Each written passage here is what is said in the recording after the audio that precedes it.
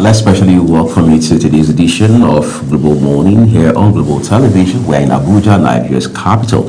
I'm Uyi Agmofwebe, and as always, we appreciate you for making that very crucial decision of joining us here for this breakfast show. Priscilla Obasi is back on the program. Priscilla, well, I didn't get any mails, I didn't get any DMs about you not being on the show, but I know it feels, different not having you on the show on Monday and on Tuesday, so it's great to have you back on it. I feel excited to be here again in your faces, my dear viewers. Good morning, everyone. Good morning, Uyi. It's such a delight to be back.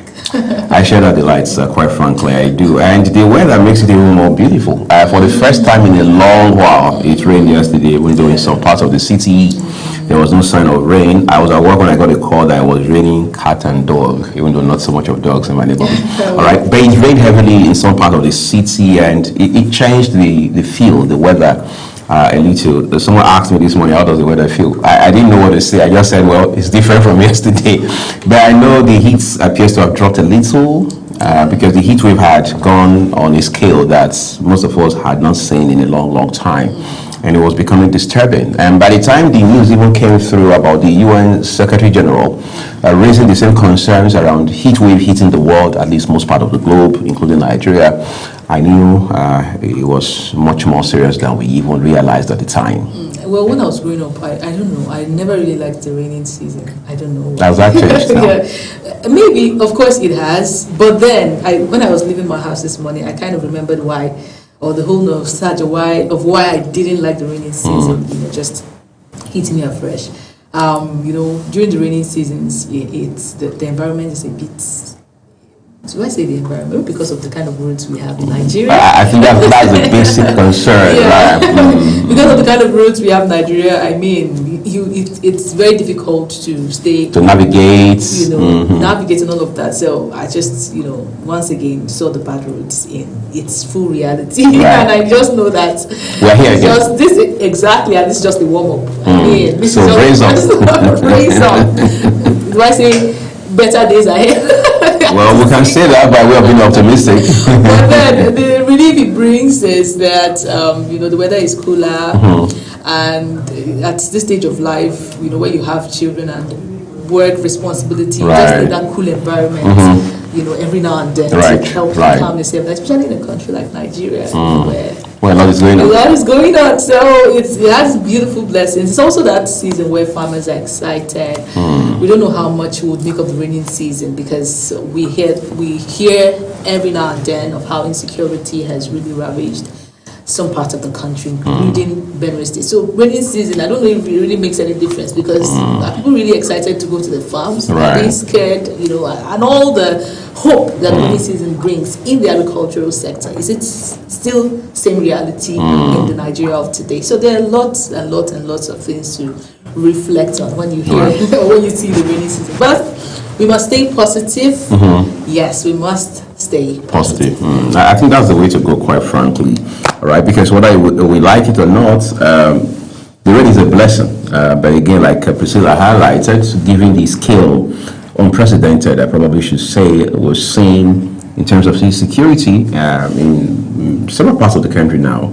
It means we just have to now rethink our realities and make the most of this blessing, otherwise called the rainy season. In the middle of all that, the Federal Competition and Consumer Protection Council, FCCPC, is now again, not for the first time anyway, so it's now again raising concerns around the prevalence of fake products in the market. Normally when we talk about fake products, we talk about unwholesome products, we turn to NAFDAC.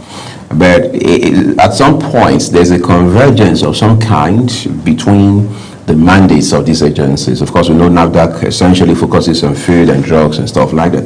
But for the FCCPC, I think it has a broader sort of remit in such a way that it intervenes when it has to do with competition, regulations, things around consumer protection and what have you. So they're saying at this point in time, there's just so much of fake products in the market. And I try to hold my breath for a second and ask myself, are we complaining or are we finding solutions? Because in the first instance, how do the fake products get into the market, right? This is not something that happens by way of magic. Real human beings make these products, produce them, bring them into the market. Real human beings come to buy them, knowingly or unknowingly, use them, and then, of course, we see all the ramifications and stuff like that. So I'm asking, is the commission talking to the Nigerian customs, right? Is it talking to immigration? Is it talking to NAFDAC? Is it talking to agencies under the Ministry of Health? Is it talking to law enforcement agencies? Or are you talking to Nigerians so they know, look, we're here, we're helpless, so we've done the best we can? Well, the thing to ask is, these fake products, are they brought into the country? Or are they produced locally? Locally, because right. I can tell you that a lot of them have Nigerians daily producing these things, as much as there are some that are imported. So I have a story to share. So, coincidentally, I was having a revision with my son yesterday, and was it history? Yes, I don't know how primary 2 is doing history though, but for whatever it was. But in that very revision, I think there was a topic about heroes and heroines, and one of the heroines they mentioned was Dora Akunyili. I was like, wow, it just took me down the memory lane. Wow, this woman was someone that gave her all to fight fake drugs, especially in Nigeria. So I just got all nostalgic about the season where she was really giving her best in Nigeria. And ever since she passed, I don't think we've seen that dimension of seriousness, that intensity, of enforcement. We've not really seen it. I mean, we all saw what late Dora Akunyili did in Nigeria, with NAFDAC and all of that. So it now looks as if there's just one special breed past, do I say century or millennium, that just comes in to give their all. The rest, we will be lucky to find it. It's not something that is it's not everywhere. Right. It's not cheap.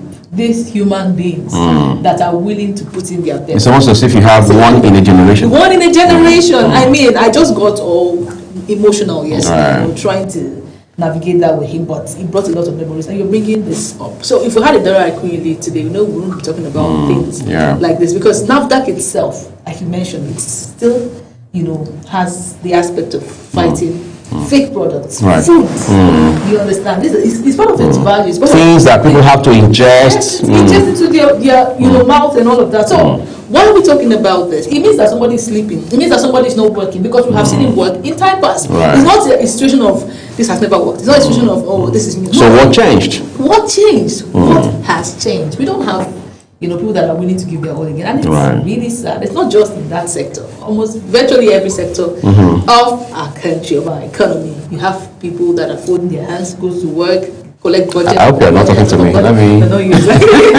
I'm just demonstrating. But I mean, at the end of the day, it's sad, and we have to do better. We should. We don't know who's going to help us. It feels like we need help, right? But we just need help. It's really concerning, because as it stands today, for example, in a country where, this is Africa's largest market, products come from all across the world, right? From Asia, from the Middle East, from Europe, from continental America, even from other African countries. They all land in Nigeria.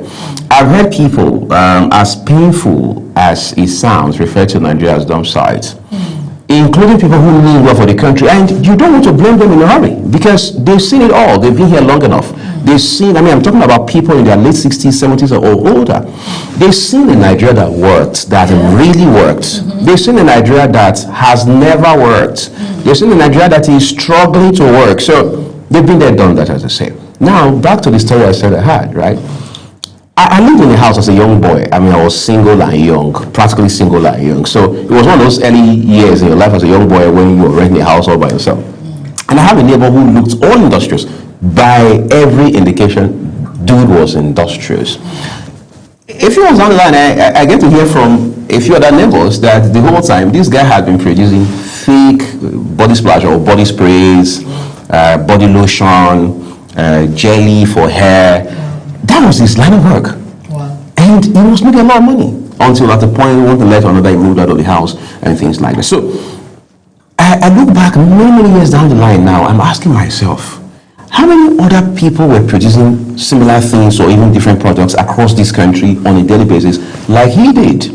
how many people are still doing so today? Because for me, every other time I see the NDLEA, the Nigerian National Drug Law Enforcement Agency, release statements about arrests, about incidences of bursting drug peddlers and all of that, I ask myself, hold on a second, if one person has been arrested today and Femi Babafemi is doing an amazing work of letting Nigerians know what the agency is doing in its fight against fake drug, against substance, illegal substance and stuff like that, how many other cases have we had that slipped through our fingers?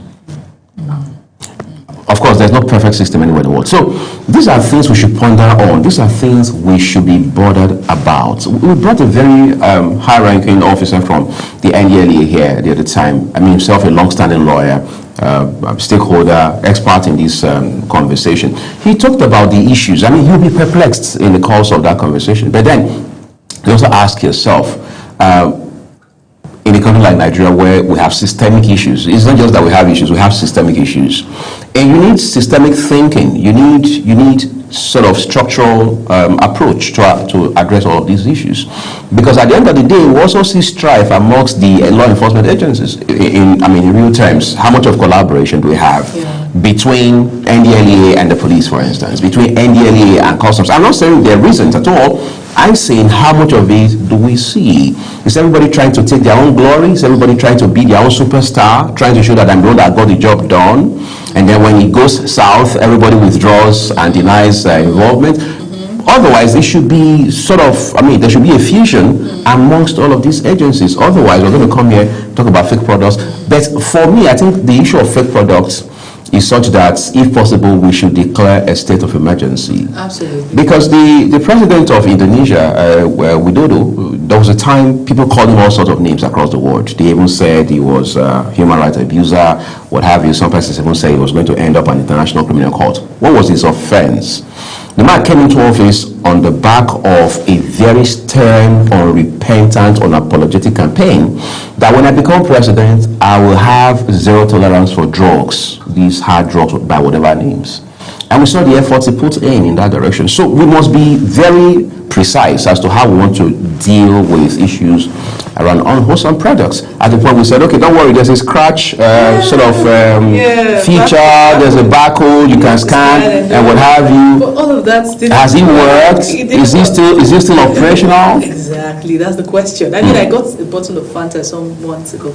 Immediately I tasted it. I knew that something was wrong. It was not it was not it at all. Right. And I started mentioning to someone that was close by that this is not the Fanta. It doesn't taste like the Fanta. You didn't have to second guess. You knew this was not it. And if you check the woman's shop, she had cartons and people are coming to buy. She had it all stacked. I'm very sure she got it at a cheaper rate. Right. I'm sure it's to make, and she would sell at the standard. This we're talking about our lives, our health. We've gone past looking at expiry dates. Now we have to confirm authenticity of the product. Nigerians have to be very careful. Careful with what you eat, because at the end of the day, the sicknesses that didn't used to be a norm in Nigeria is becoming very common. Becoming very common in Nigeria. So we just have to be careful until we have a government that is able to fight these things for us. You need to take your life, guard your life with your own hands, so that you don't fall victim. Yeah, guard it jealously, very jealously. All right, just before we take a break, we'd like to let you know that politics is also big on our conversation today on the program. We'll be looking at quite a number of issues regarding the ongoing politicking season, as I like to call it. The APC, by the way, has its convention scheduled for this weekend. Many politicians, particularly within the fold of the ruling APC, now say that it's going to be a make or break for many of the members who before now already feel disgruntled, and of course Global Television will follow through with those events lined up for this weekend for you. After this break, so much more coming. Please do stay with us.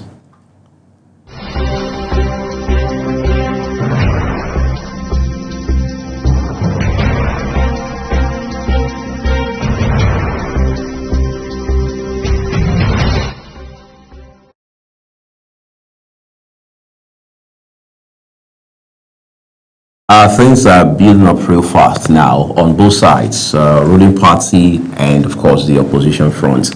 We understand the PDP, by the way, is now making efforts, like you said. I think they listen to you. They're taking you very seriously. Okay. Because the other time you said they have to get their acts together. Now we hear that the Wike faction and the other faction, I really don't know what to call the other faction. Because you have Sheyi Makinde there. You're supposed to have Bala Mohammed, the governor of Bauchi. But it appears Mr. Mohammed and Governor Sheyi Makinde of Oyo State don't seem to see eye to eye on certain issues in terms of the direction of the party. However, Mr. Nyesom Wike, Minister of the FCT, says that, look, there's no division amongst us.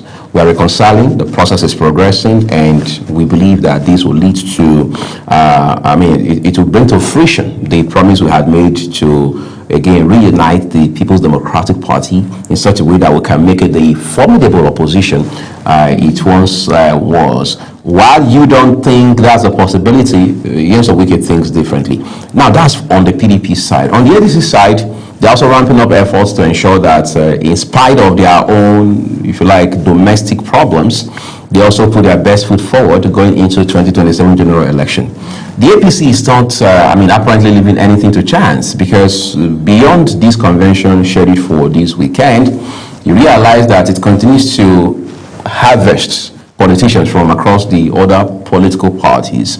For many people, I've listened to them talk about how the President Bola Tinubu may not even need to campaign anymore. If you have this number of governors in the bag, in a manner of speaking, why do you need to campaign?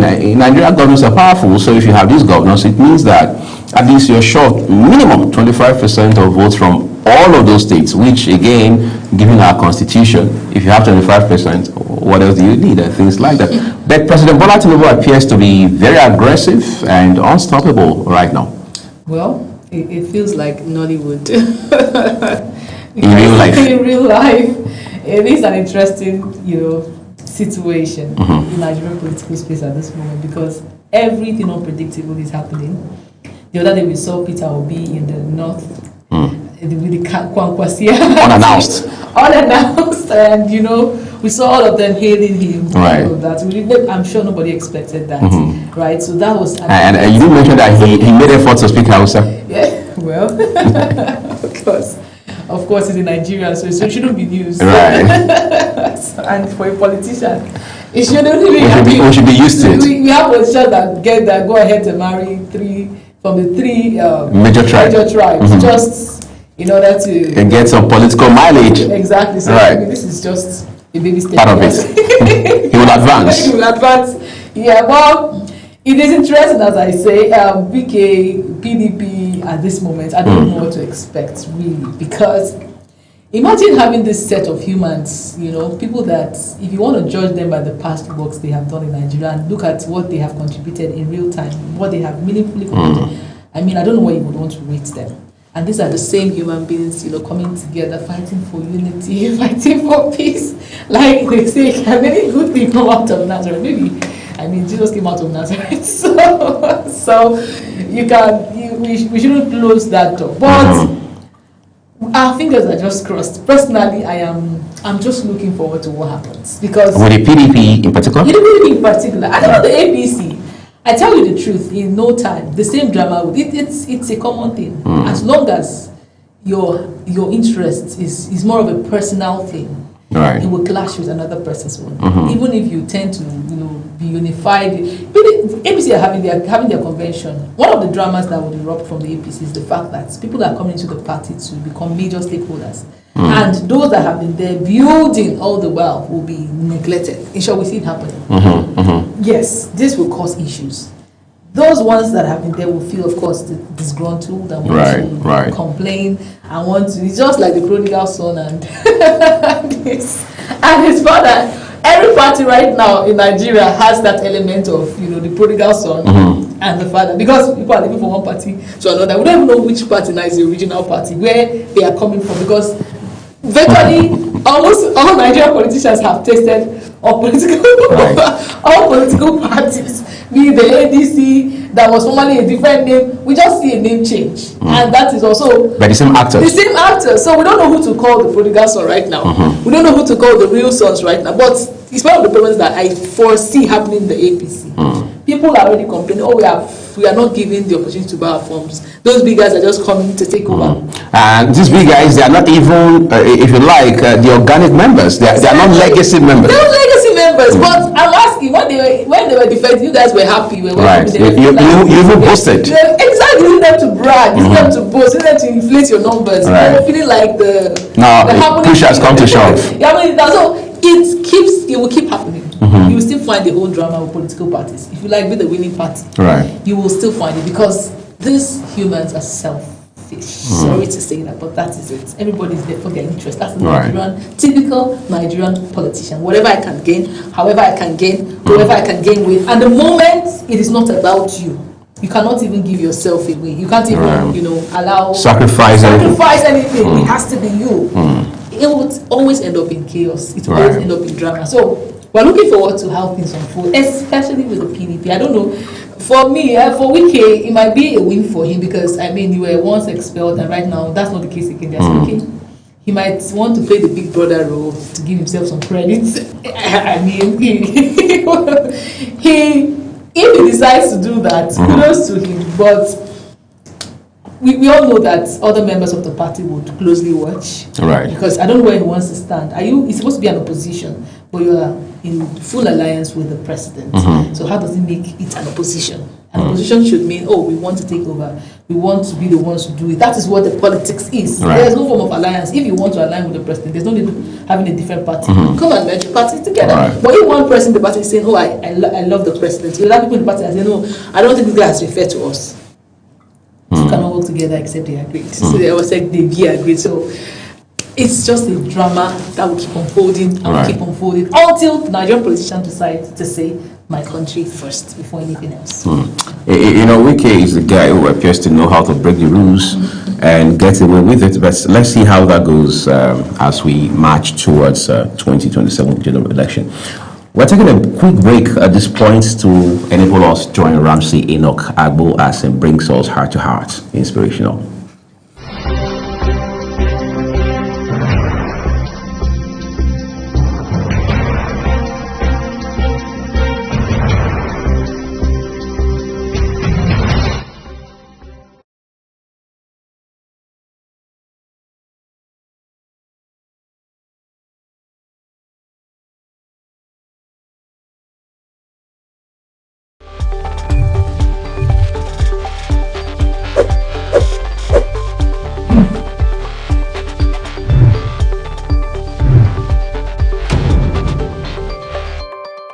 Well, my name is Ramsey Enoch, and it's good to have you join us today on Heart to Heart Inspirationals.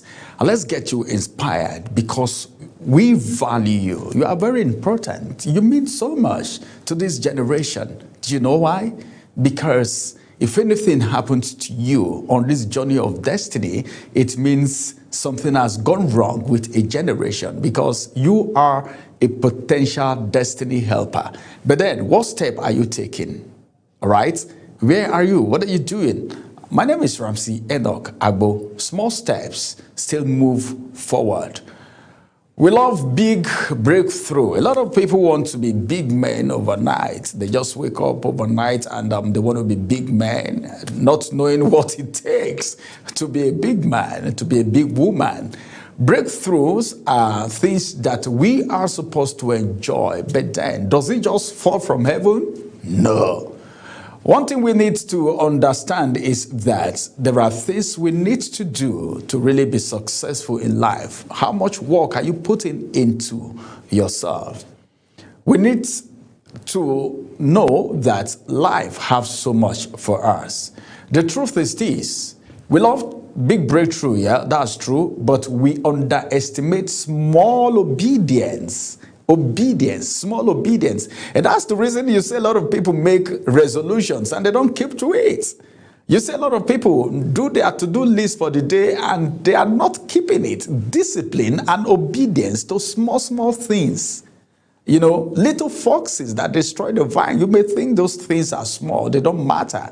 But then it makes you accelerate. It makes you move forward in life. We celebrate overnight success, but ignore daily discipline. How many people are disciplined today? Even CEOs, they are not disciplined today. A lot of people are not disciplined today. Business owners are not disciplined today. A lot of people have eaten their capitals.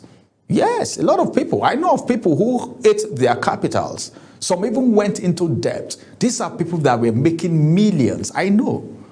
I'm not talking abstract. These are people that I know. Where are they today? What happened? Discipline. I've even walked to someone before to say, hey, come on. Do you know what? I know it's your business. I know it's your company. I know you are in charge. But then, instead of just putting your hand into the business money and taking out of it every day, place yourself on salary. Be a salary earner. Let the business pay you. Oversee it. Let it pay you. You don't just wake up without discipline. Oh, you have a need. Bam. Accountant. Yes, sign this check. No. It's not done. Discipline is very important if you want to be successful in life, if you want to make progress in life. Discipline is very important, not just discipline alone. Obedience and discipline go hand in hand, all right? You need to be obedient, all right, and you need to be disciplined. Yet, I want to let you know that nothing great happens suddenly. It happens consistently. Consistency is key. Whatever you're doing. Okay, let me give you an instance. Why do you think anywhere you go to look for a job, whatever you want to do, people look for someone who have experience? Because the more consistent you are on a particular thing, the more professional you become. But a lot of people, because of the issue of diversification, multiple sources of income and all of that, these theories have made a lot of people not to concentrate on a particular thing, not to be consistent in doing one thing and become a professional in it. A lot of people are slaving today because they were not consistent in what they were doing. A lot of people are not employable today because of inconsistency, disobedience, and indiscipline. Three major issues: indiscipline, disobedience, and inconsistency. These are thieves of time. Progress, like they said, is not always loud. It's not loud. Sometimes it looks like getting up again. Sometimes it looks like staying committed, all right, when nobody is clapping. A lot of people. That's why, initially I talked about on Heart to Heart, before I've talked about social media. Everybody want to be clapped for these days. Everybody is going on social media to live a fake life because they want to be clapped for. Oh, of what profit is it? It's deception. You're deceiving yourself. I only pity people who copy this online so-called designed people who design themselves to be what they are not. People must not clap for you all the time. Don't wait for the clapping. Don't wait for people to clap for you. Sometimes when walking towards your successful days may not require people clapping for you, or sometimes growth feels boring because when it gets, people don't like work. That's the truth. A lot of people don't like work.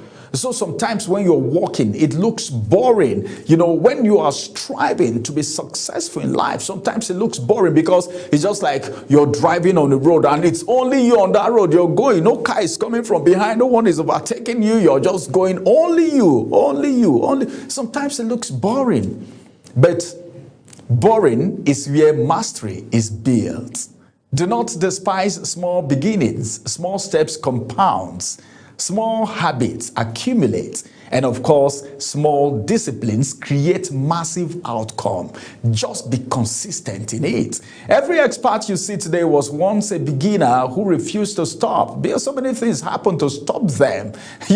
When you're starting a business from the scratch, it is very difficult. If you are not consistent, disciplined, and obedient, you run away.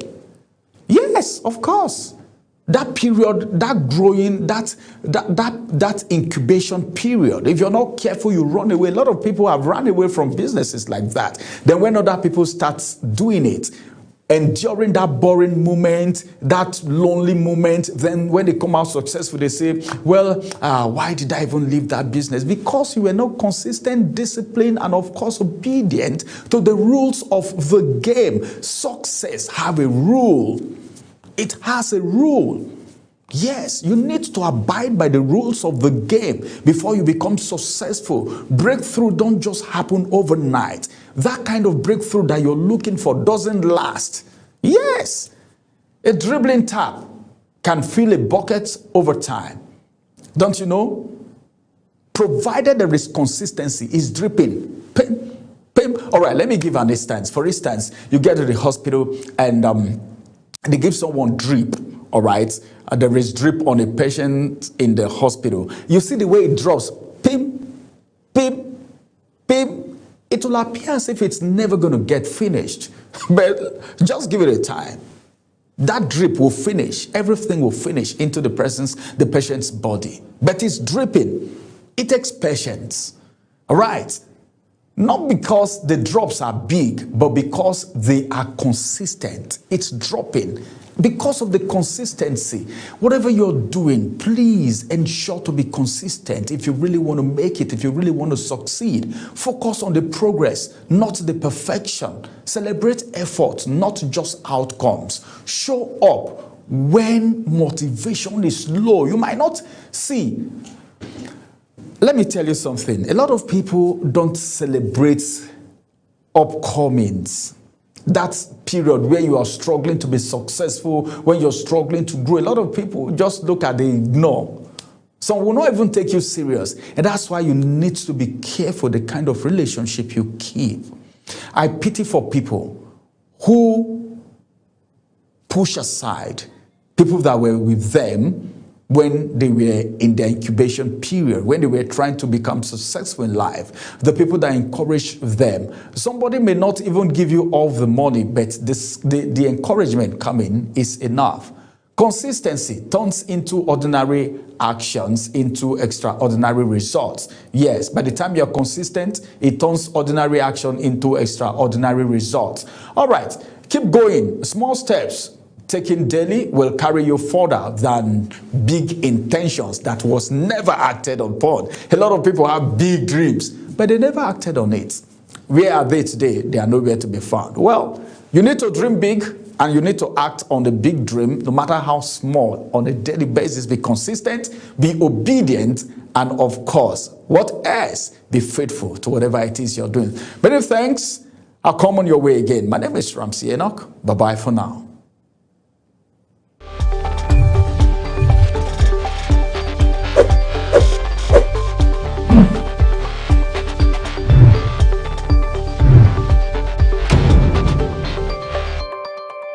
Wake up with Global Morning, your daily guide to what's happening and making the rounds. We delve into headlines, newspaper reviews, spot-on analysis, policies, current events, real talk, real issues that affect us all. From the latest trends to the debate, every topic, every angle, Global Morning is where it all starts.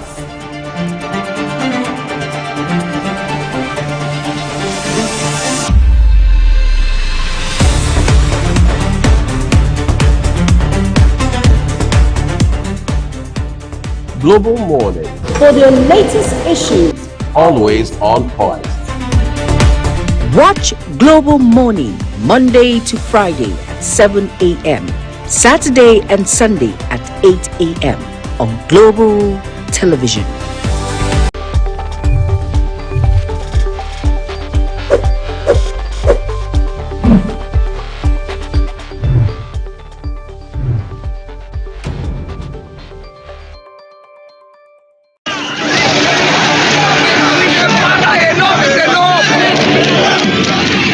In an age of breaking news, you need a trusted source that prioritizes accurate, factual, and unbiased reporting.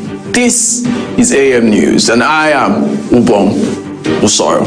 On Global Television, our news is rooted in verified and authoritative storytelling that keeps you educated informed and enlightened on all the issues that matter to you. I am Sadia Yakubu. This is Midday News. You can trust a multi-platform news broadcast, real-time and fast-check stories for all the big local and foreign headlines round the clock. I am Ramsey Enoch Agbo.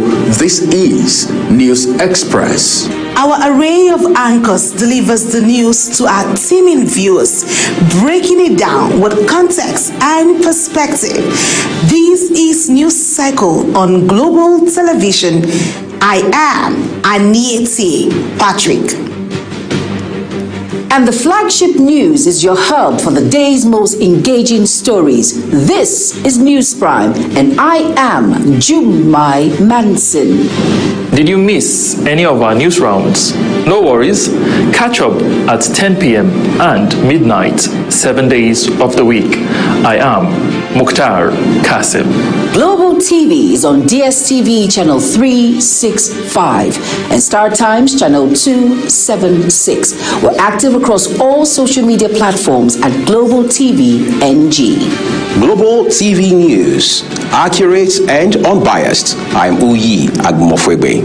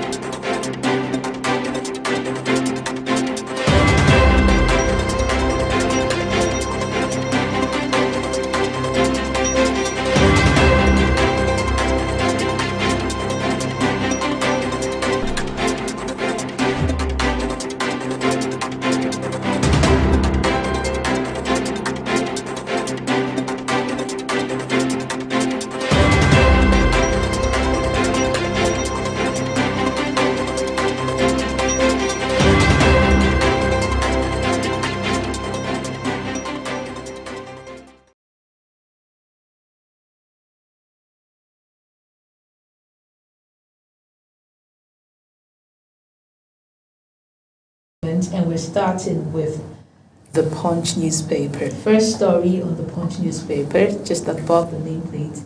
APC sets stage for Saturday convention with zonal elections. Interesting times ahead. Page 7 where you see details of that story. Next story, court upholds $13 million forfeit tied to Achimugu. Details on page 18. U.S.-Iran war. FG reopens fuel imports. Dangote reels from FX losses. Dangote was saying that he thinks we might have to go back to the COVID-19. Working from home, right? Working from home. And under the comments, I saw people saying, oh, so electricians will work from home. Plumbers will work from home. You know, and all this... people whose work requires them to be on site. On site. What do you do if you have such a profession, right? Next story, the big story. PDP faction opens peace talks as Wike denies splits. Politicians are actors. I thought you were going to say politicians are political. Of course they are. Yeah, I think they are doing better than our Nollywood actors. Right. But we're not giving them enough accolades. We need to really, we need to acknowledge them when we're giving out these awards. By all means, AMVCA awards. Okay. So rather to that, Warren PDP blocs move towards truce, promise to withdraw court cases, but sets up high-powered panel to engage aggrieved members. Sounds so emotional. No faction in PDP insists Wike ahead of convention. Turaki-led NWC says, which of the convention is it, the APC or the when Wike says convention, you're wondering which of them, because I mean he seems I think Wike is radically redefining how partisanship is expressed, right? Or if you like, how party politics is played. Because the man has openly, it's not a secret, said that, look, I'm supporting President Tinubu in 2027. So for him, whether the PDP is going to have a candidate or not, I may not have an influence or control over that. But you already know where I stand. I think the man needs to be respected for that. You may say he has broken the rules, yes. You may say he has been very unconventional, even on the extreme, yes. You may even say he has disrespected his party leaders, he has flouted party rules or PDP constitution, but really who hasn't within the PDP? I think the case of the PDP is everybody has their hands in the till now. So nobody really has the moral justification to now point fingers, unless you just want to politic a little extra. The real question is, if tables should turn, would Wike take it? Okay, let's. What as you are advocating for rainbow, what do we call this? Rainbow coalition. Rainbow coalition and all of that. Right. I like how it sounds. It sounds cute, right?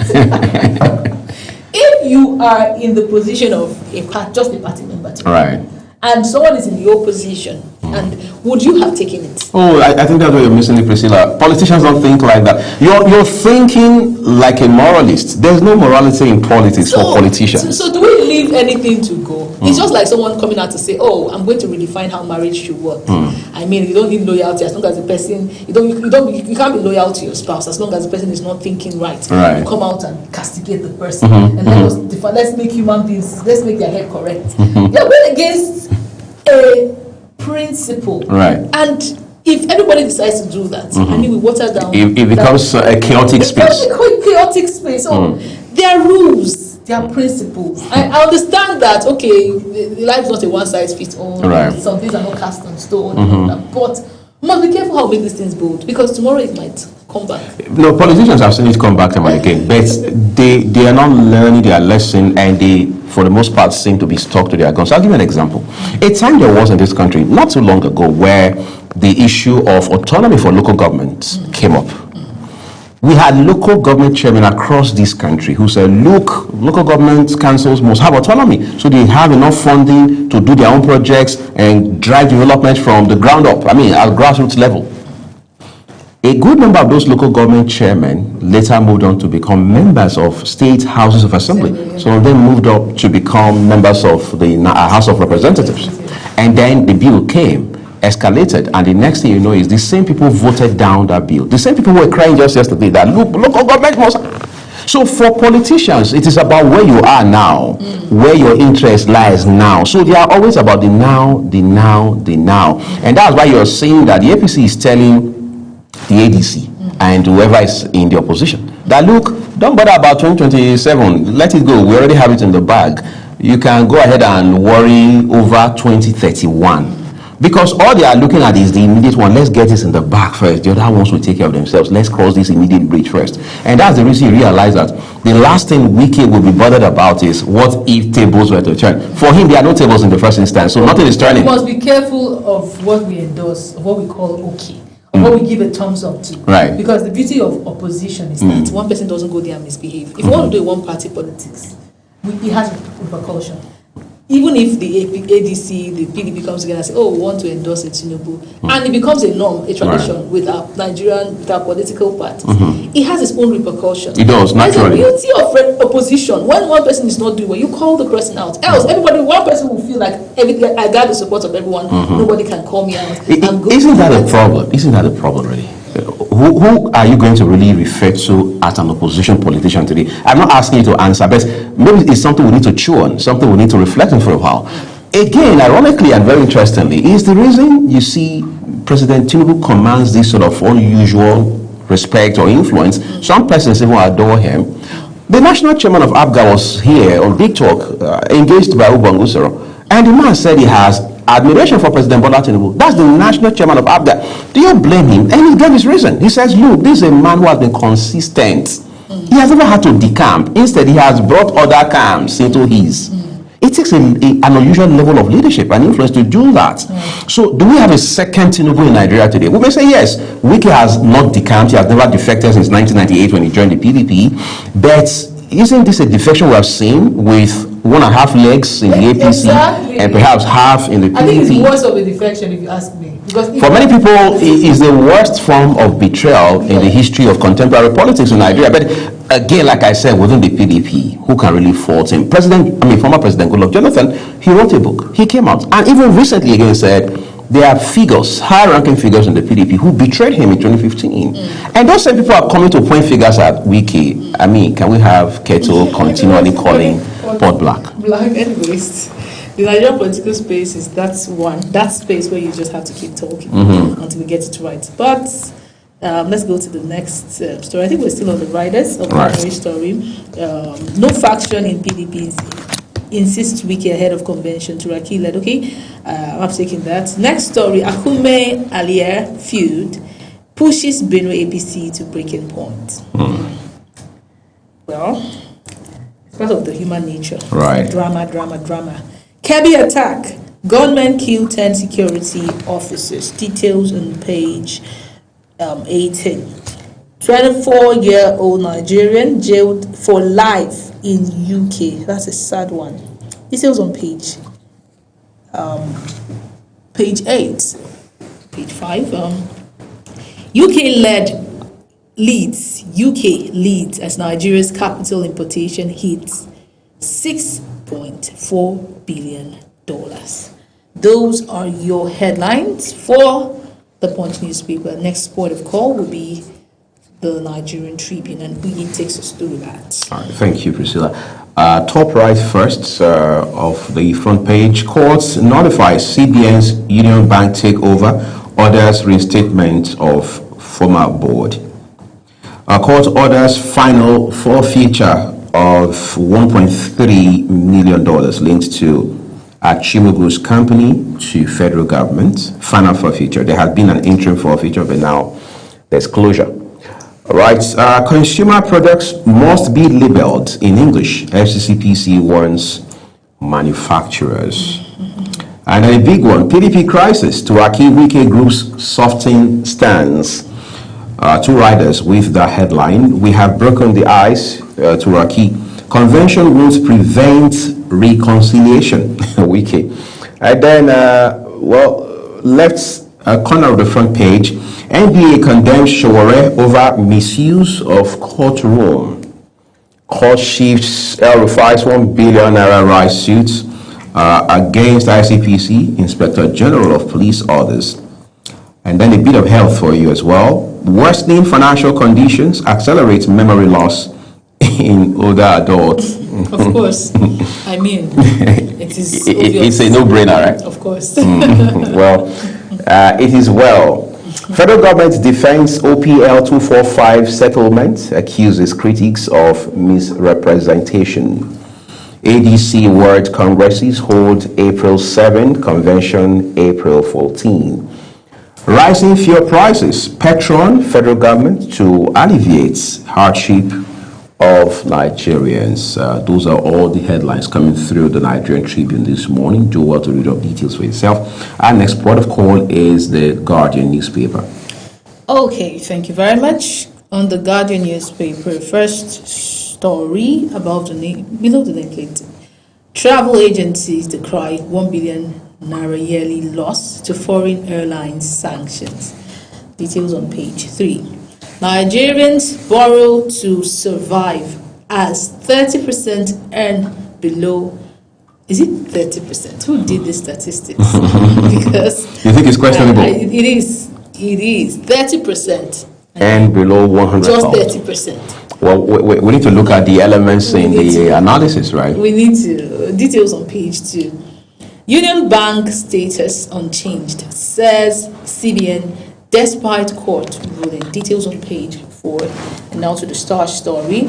Concerns as consensus plot robs parties of internal democracy.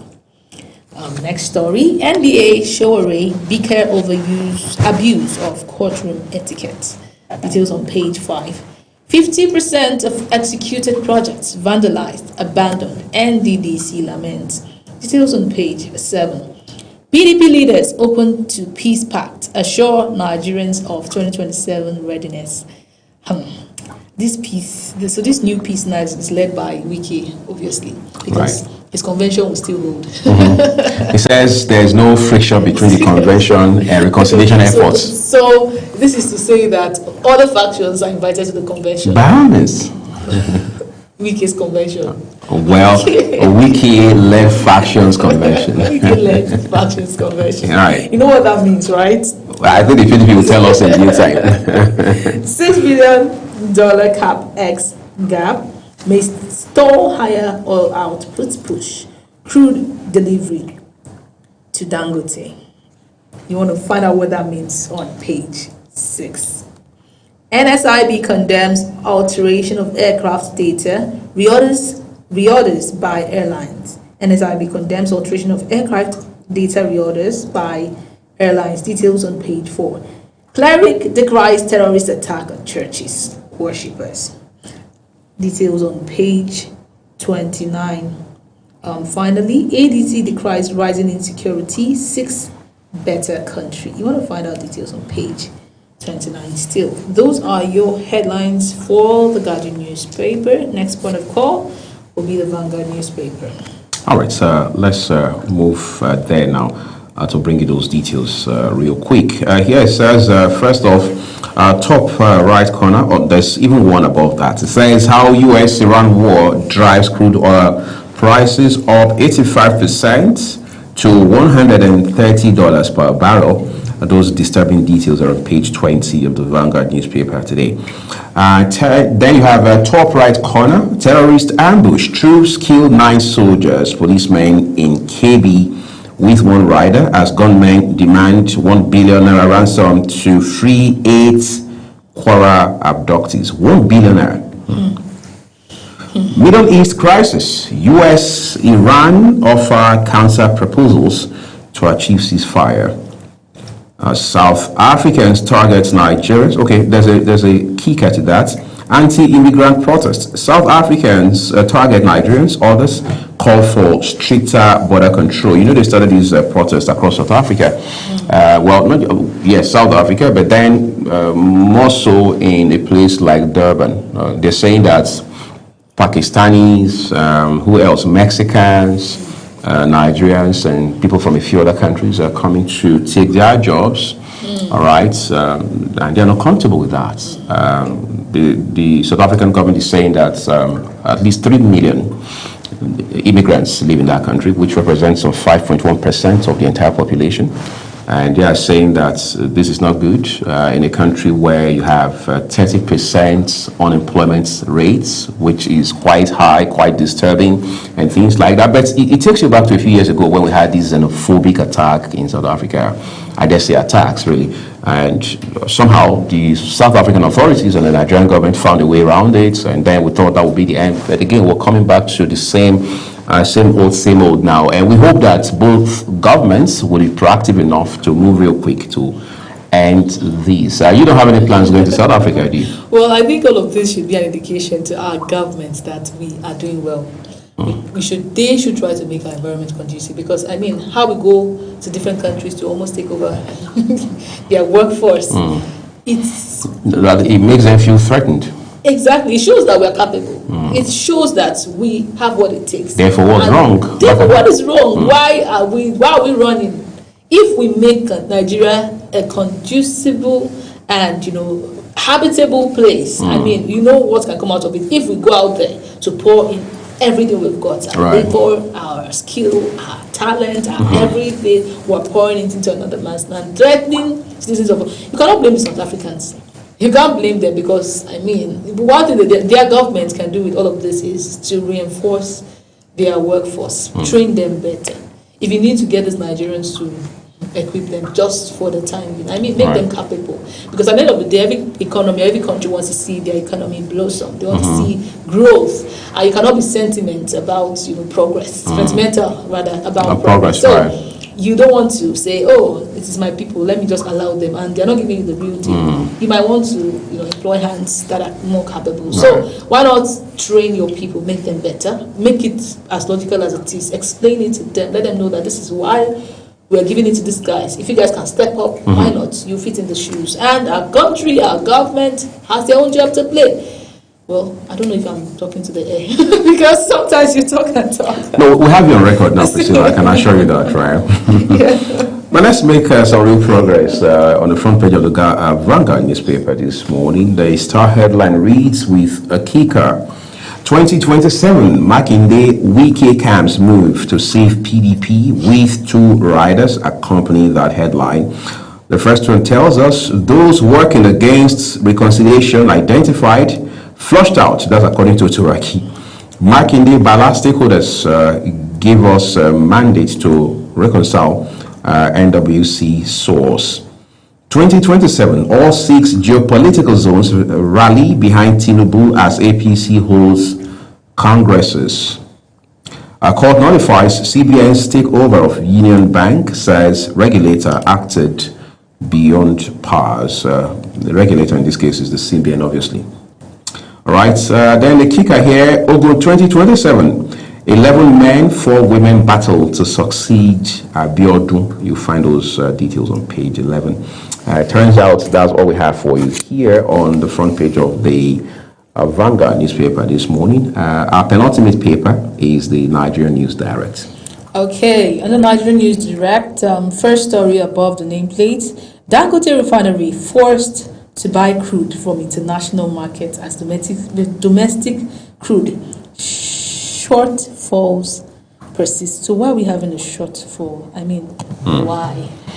Well, because we still have to import at this point in time, and again, because of the crisis in the Middle East, that channel has been very tight. Of course, the story. Why do we have to import? I thought we have crude. Yeah, we do, but Dangote has complained that he has not been getting. He is getting far less than the earlier agreements of the volume that is supposed to be supplied with. That has not been the case. So the question is, why are they not giving him this crude?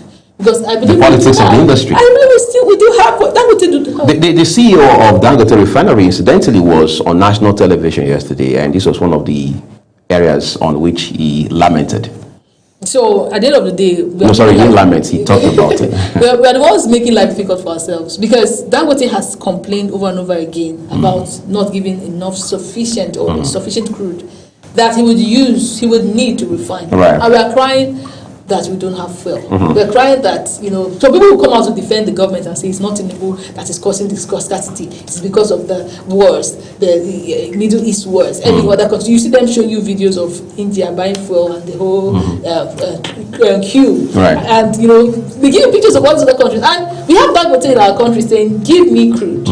Can you guys give it to me? So who is responding to that? Someone is responding to that. Because we're not asking you to give us fuel. If Dangote has come as a messiah and can be really someone that would help, interface even with the world at large. So we're not just talking about solution for Nigeria. It's an opportunity to really, impact our economy when it comes to oil. But we're saying no, Dangote cannot be the hero right now. We know he can't, but we don't want to see him be the hero. No, let us join the world and suffer. After all, the world is suffering. Who are we not to suffer? After all, US is even suffering. What is Nigeria to say we are going to be out of this mess? No, we are not. Let's stay a little longer.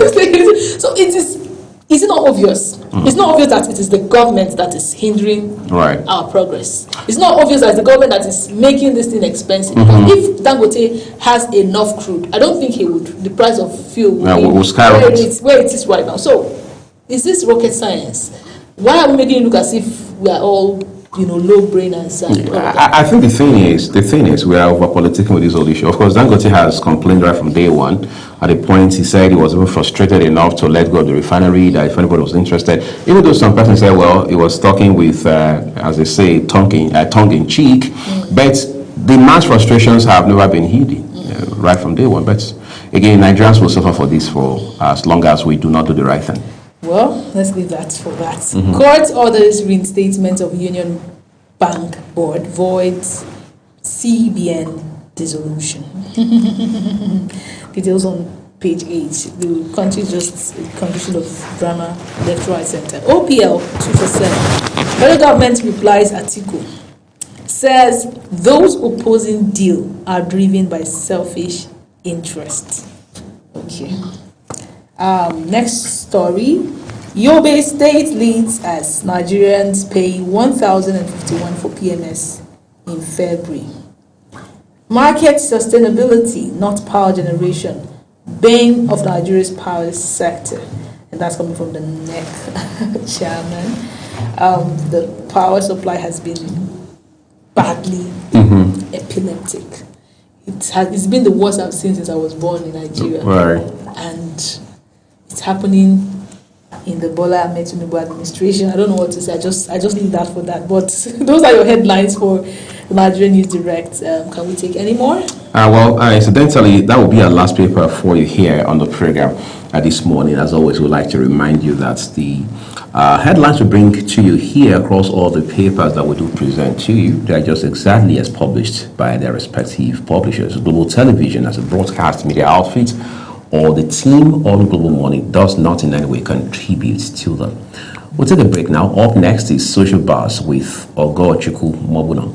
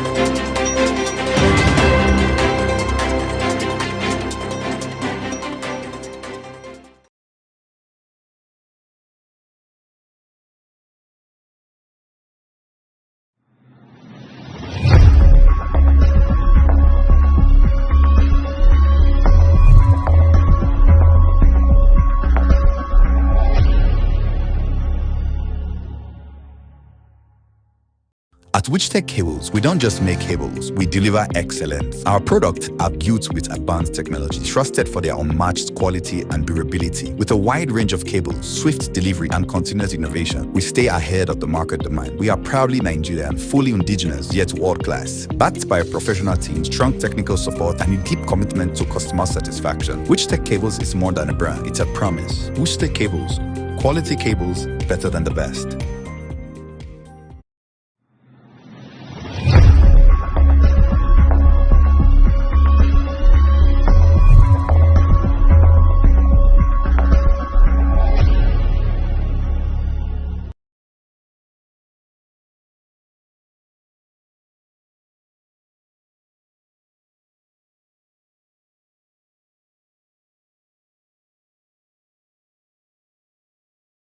When social media speaks, we listen and we bring you the extra. It's your one-stop shop for trends, tweets, and the tea everyone's sipping on. Join the conversation, share your thoughts, and get that extra dose of what's shaking the internet. And on issues making wave on social media to your doorstep. Social Buzz Extra, where the trend meets the talk, only on Global TV.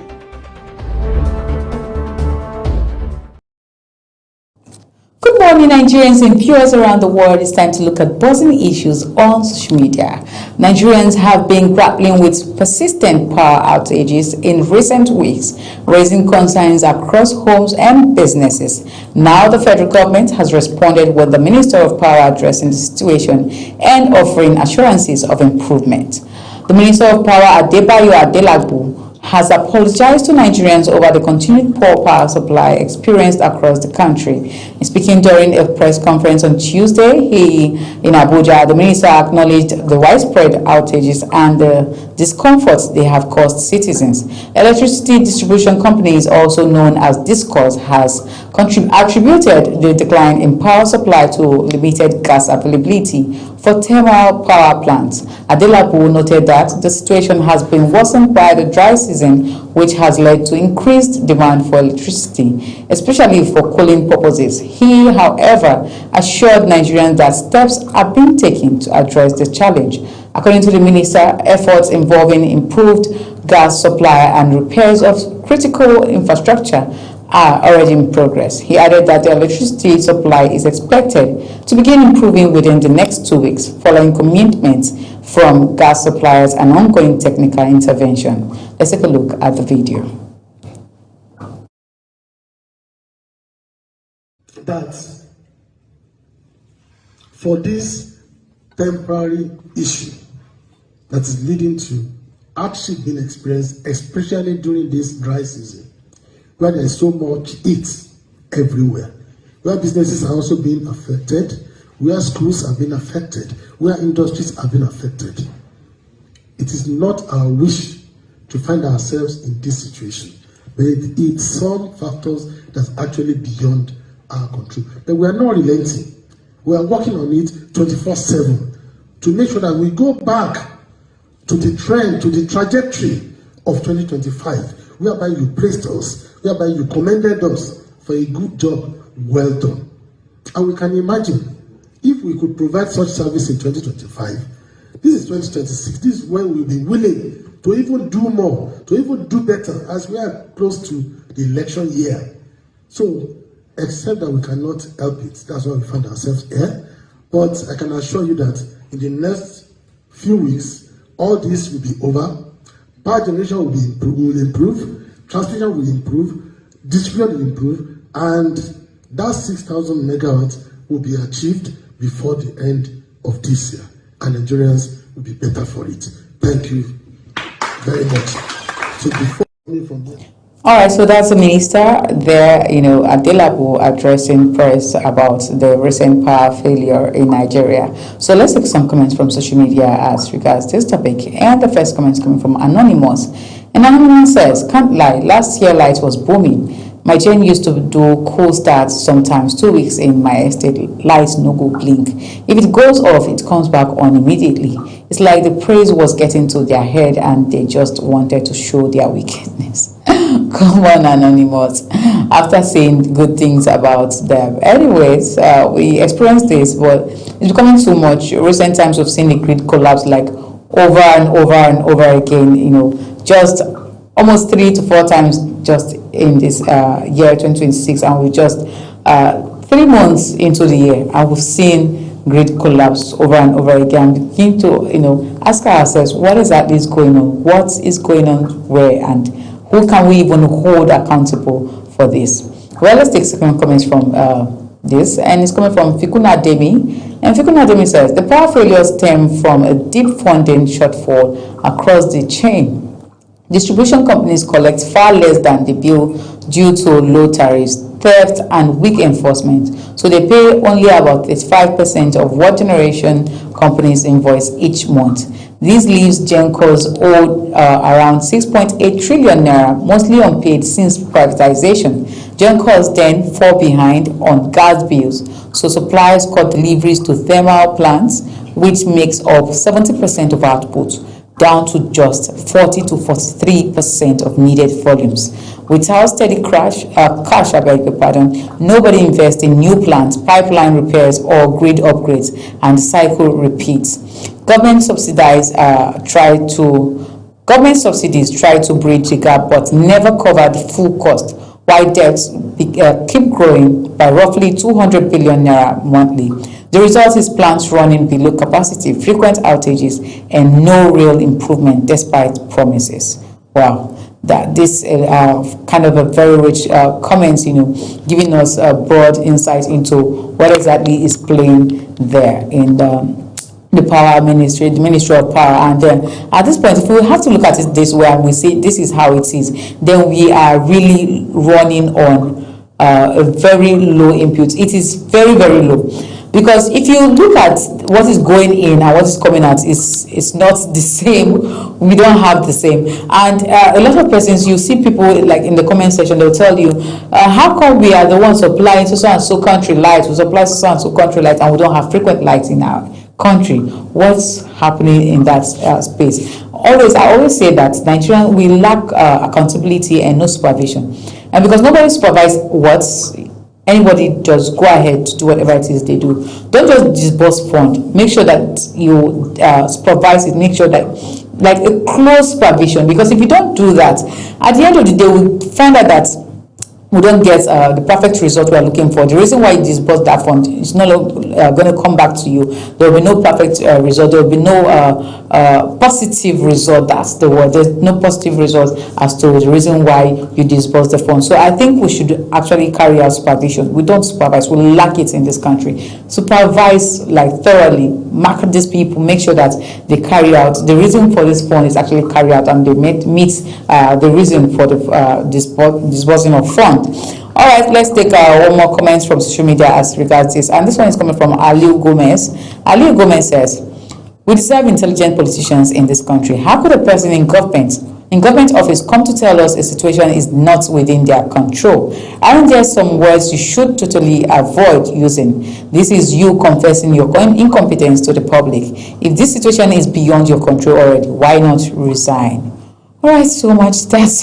That's a lot, Aliu, because honestly, yes, you can't come tell us that, oh, it's beyond our power, it's beyond our jurisdiction. You can't actually come out to tell the press. It could be beyond, it's normal that, you are overwhelmed with something, but you cannot come out to say that, oh, I'm overwhelmed with this, because that's the reason why you entered. You were screened for this. You said you are competent enough. You said you can stand it. You know when you are trying to get a job and they tell you, can you work under pressure? And you say yes. You answer very quickly because you are looking for the job. You don't even want to ask, what's the kind of pressure? What kind of pressure are you talking about? Let us know if it's something that has to involve life and death. You did not ask any question and went ahead to say yes because you're looking for the job. And that's what it is. You cannot just answer yes and get a job and you don't, carry out your duties properly. So words like this, yes, there are times you can be overwhelmed with the job. Yes, you can think about it somehow, but don't say it out to the public. You need to look for a way, you need to find a way out of it. You can't just come out to the public to say things like this. And I think, yes, I support Aliu for that particular comment when it comes to, coming out to say things to the public. We need to learn that we are, these people are public figures, and you cannot just say anything to the citizens. Whatever it is you say, you will be held accountable, and people are going to hold you, because this is social media. They will drag you for a long time, and nobody wants to be dragged. That's just it. Social media, don't forget. Anyways, how is the light situation in your area? What do you think about the light? In my area, it's very, very bad. It used to be like 2 days on or 1 day off, but recently we don't even get to see 2 days on. We don't get to see 1 day off. Everyone is just out of power. And some other places, in the estate, they tell you it has been low current all through. So how is the light situation in your area? So use the social media handle you're seeing right there on your screen and make sure that you're part of the conversation. Drop your thought and then we'll be taking it from there. All right, this is the size of the topic today on Social Buzz on Global Morning, and I'll be leaving you in the hands of Priscilla and Uyi as it brings us into the discussion section of Global Morning. So stay with us. I am about to come up now. Good morning once again, Nigeria and the rest of the world. Bye for now. When social media speaks, we listen and we bring you the extra. It's your one-stop shop for trends, tweets, and the tea everyone's sipping on. Join the conversation, share your thoughts, and get that extra dose of what's shaking the internet. And on the issues making wave on social media to your doorstep. Social Buzz Extra, where the trend meets the talk, only on Global TV.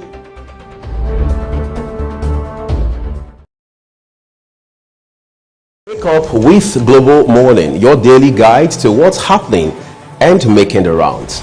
We delve into headlines, newspaper reviews, spot-on analysis, policies, current events, real talk, real issues that affect us all. From the latest trends to the debate, every topic, every angle, Global Morning is where it all starts.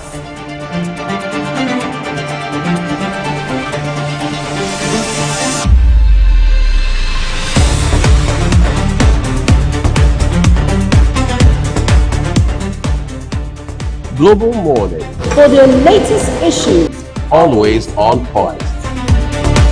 watch Global Morning Monday to Friday at 7 a.m., Saturday and Sunday at 8 a.m.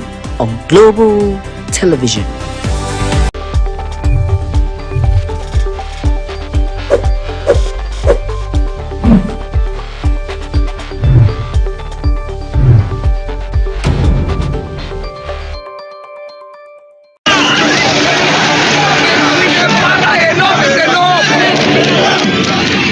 In an age of breaking news, you need a trusted source that prioritizes accurate, factual, and unbiased reporting.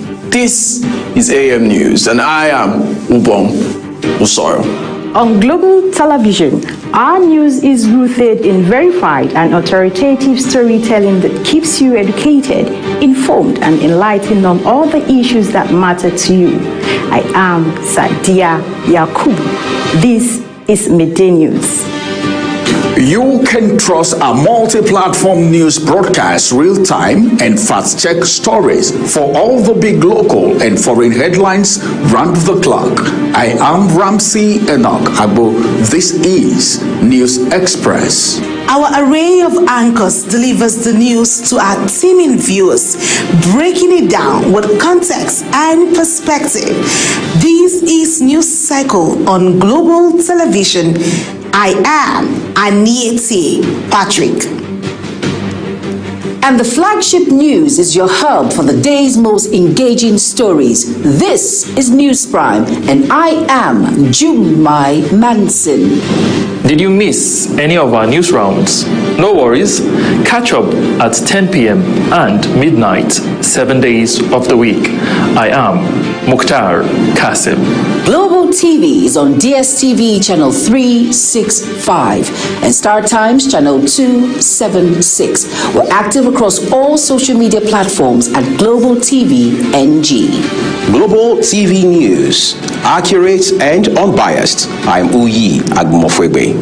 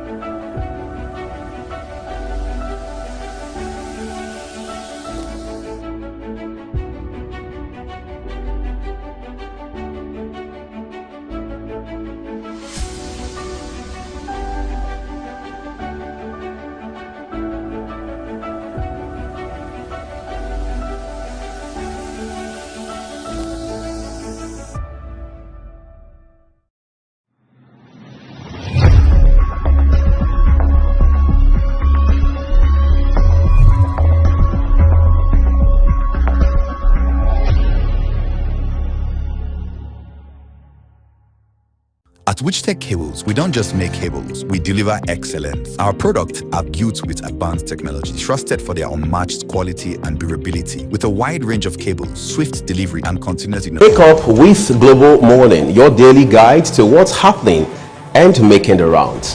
We delve into headlines, newspaper reviews, spot-on analysis, policies, current events, real talk, real issues that affect us all. From the latest trends to the debate, every topic, every angle, Global Morning is where it all starts.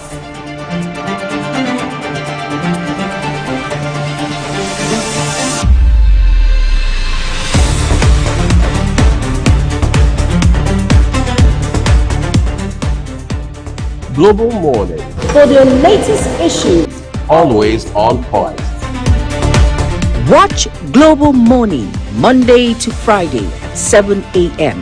Saturday and Sunday at 8 a.m. on Global Television.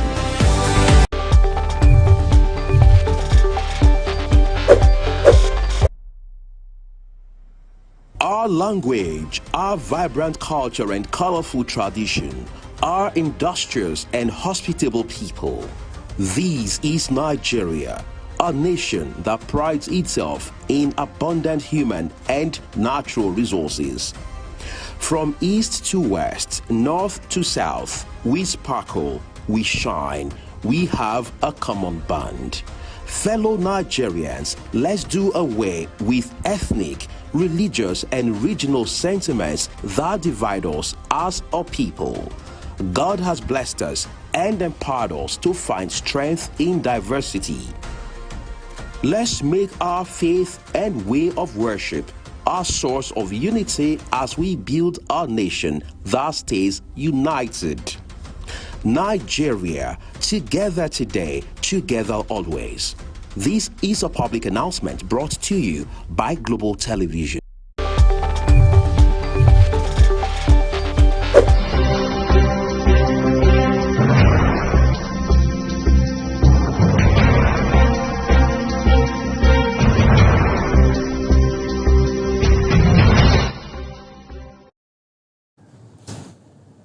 All right, we appreciate you for staying with us here on Global Morning today. Let's turn to partisanship now, so we can look at party politics, leadership in light of Nigeria's democracy. Of course, time and again, it has been argued, and now it is beyond established that for Nigeria's democracy to continue to remain sustained, the political parties must get it right at the level of leadership. And that is more even important given that virtually all the major political parties are now talking congresses, elective congresses, and of course they're also now talking conventions. However, we're seeing so much of controversy as they plan towards these big events, which for many parties will become defining moments. This morning on the program, we're joined by a member and of course a chieftain of the All Progressives Congress to help us understand the context and perspectives associated with this process as it has to do with Nigeria's democratic experience. Honorable Alasan Haske will help us find some sense in this regard. I would like to say a big thank you to you this morning for joining us on the program.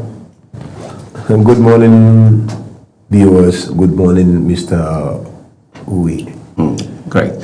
So Priscilla and I will just engage you looking at some of these concerns. Your party, the APC, has its convention planned for this weekend. Other parties also are making their own plans, whether the Labour Party or the People's Democratic Party. But let's stick with the APC, at least that's something that comes close to home for you. Talk to us about what this means for your party, particularly now that the 2027 general election is around the corner.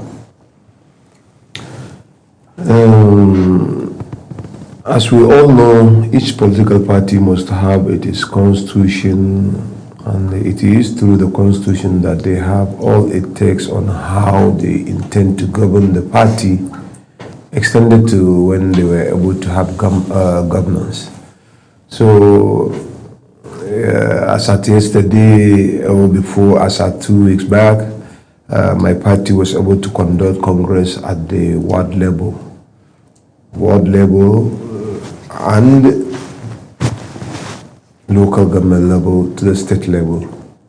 So we were able to conduct those elections in almost all the Nigerian states, but excluding only 3 states, which Abuja is part of it. As at yesterday, there was a zonal congresses from the 6 geopolitical zones of Nigeria. The Abuja, or if I may say the central zone, that is North Central, were able to hold theirs in Nasarawa State. In different locations like Northwest, they were able to hold their zonal congress in Kaduna State. So the main purpose of making Congress, as it is in the constitution of the party, is for the party to realign, to re-strategize on the forthcoming general election in the country. What I mean, if the leader who is holding position at a local government or at a ward level or at a state or national or zonal did not tally to the success of the party at the general election, then there must be a change. Change in the sense that if Mr.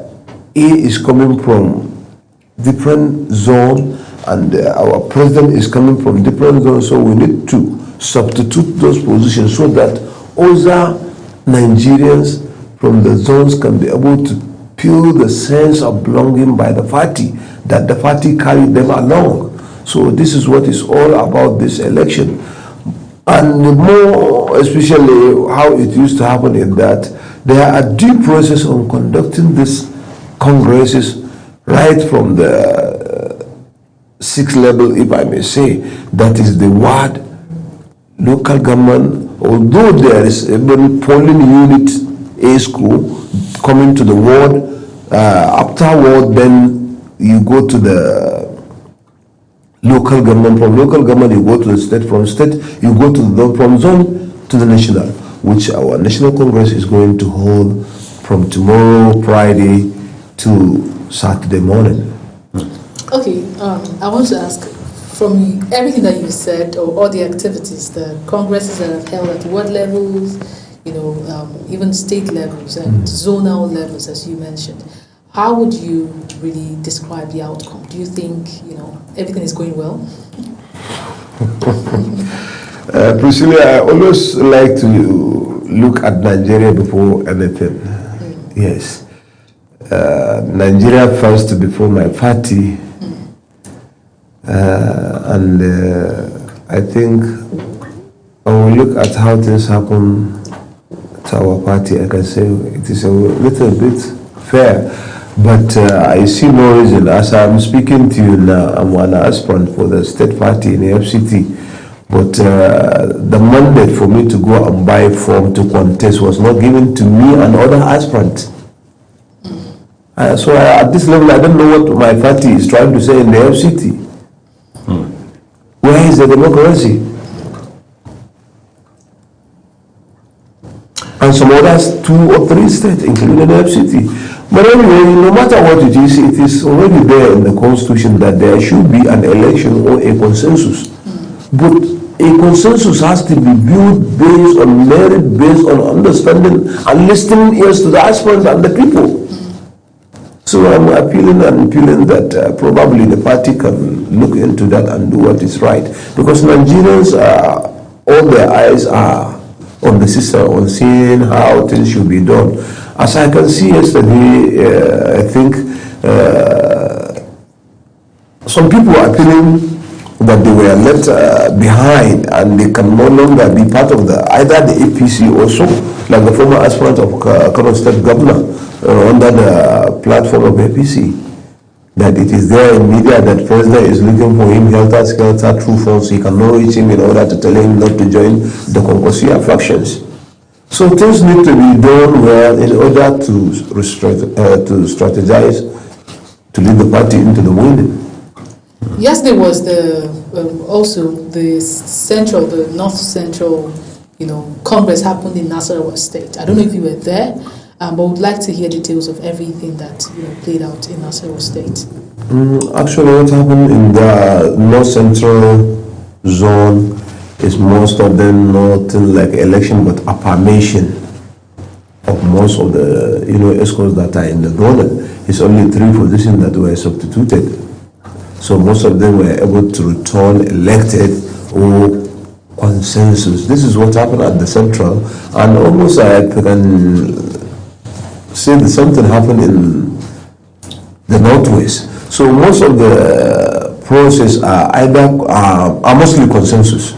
So which I believe probably the party was able to look into it and consider it as the best way that they are going to make it better. But what I can see from the arrangement at the National Congress, I can see there should be an election in some certain position, but 90 to 98% of the whole total positions at the national are going to still remain in their position because everything has already balanced.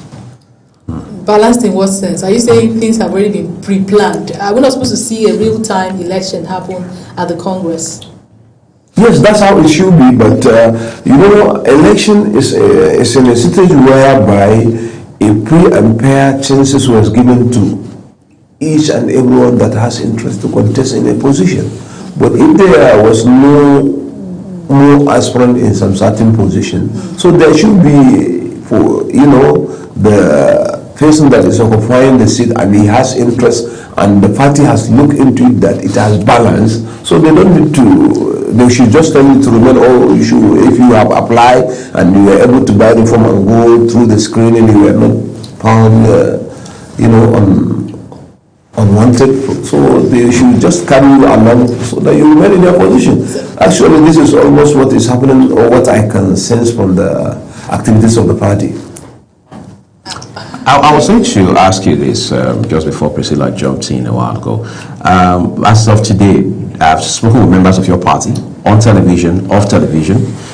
Some of them say that the defection of governors, senators, members of House of Reps, and even members of Houses of Assembly across the country into the APC, coming with their base, coming with their supporters, is both a blessing and a curse. What I mean with that is, while on one hand, these defections, this move into your party is helping to, as it were, bump up membership of the APC. On the other hand, it's also now posing an existential threat to the legacy members of your party, those who joined the party right from inception. How do you respond to that? At this area, honestly, we are looking at the coming of other party members, the campaign from their different political parties to our party as a blessing. But in another way, we are looking at it as a cause where I can see what is happening, similar to, I was yesterday with somebody very close to the former governor of gubernatorial aspirant of Kano State. He was telling me that no, they are preparing to leave the party. I say, on what ground? He was saying, no, the people that just decamp has already taken over everything. So at this juncture, I think our party need to realign, to look at the people, to look at those that are the founding figures of the party, the pillars, those that form the party. As I was saying, I think at different level, the people that form the party are feeling marginalized or left behind. So for the party to allow things to go without check and balances, honestly, as time goes on, it will not be something good for my party. So at this juncture, let me use this opportunity to appeal to the leaders of my party, right from president to the last position at the party, that they should try to amend things. They should look at the founding fathers so that they should be carried along. Similar thing is happening in the FCT. We are now in the FCT. I think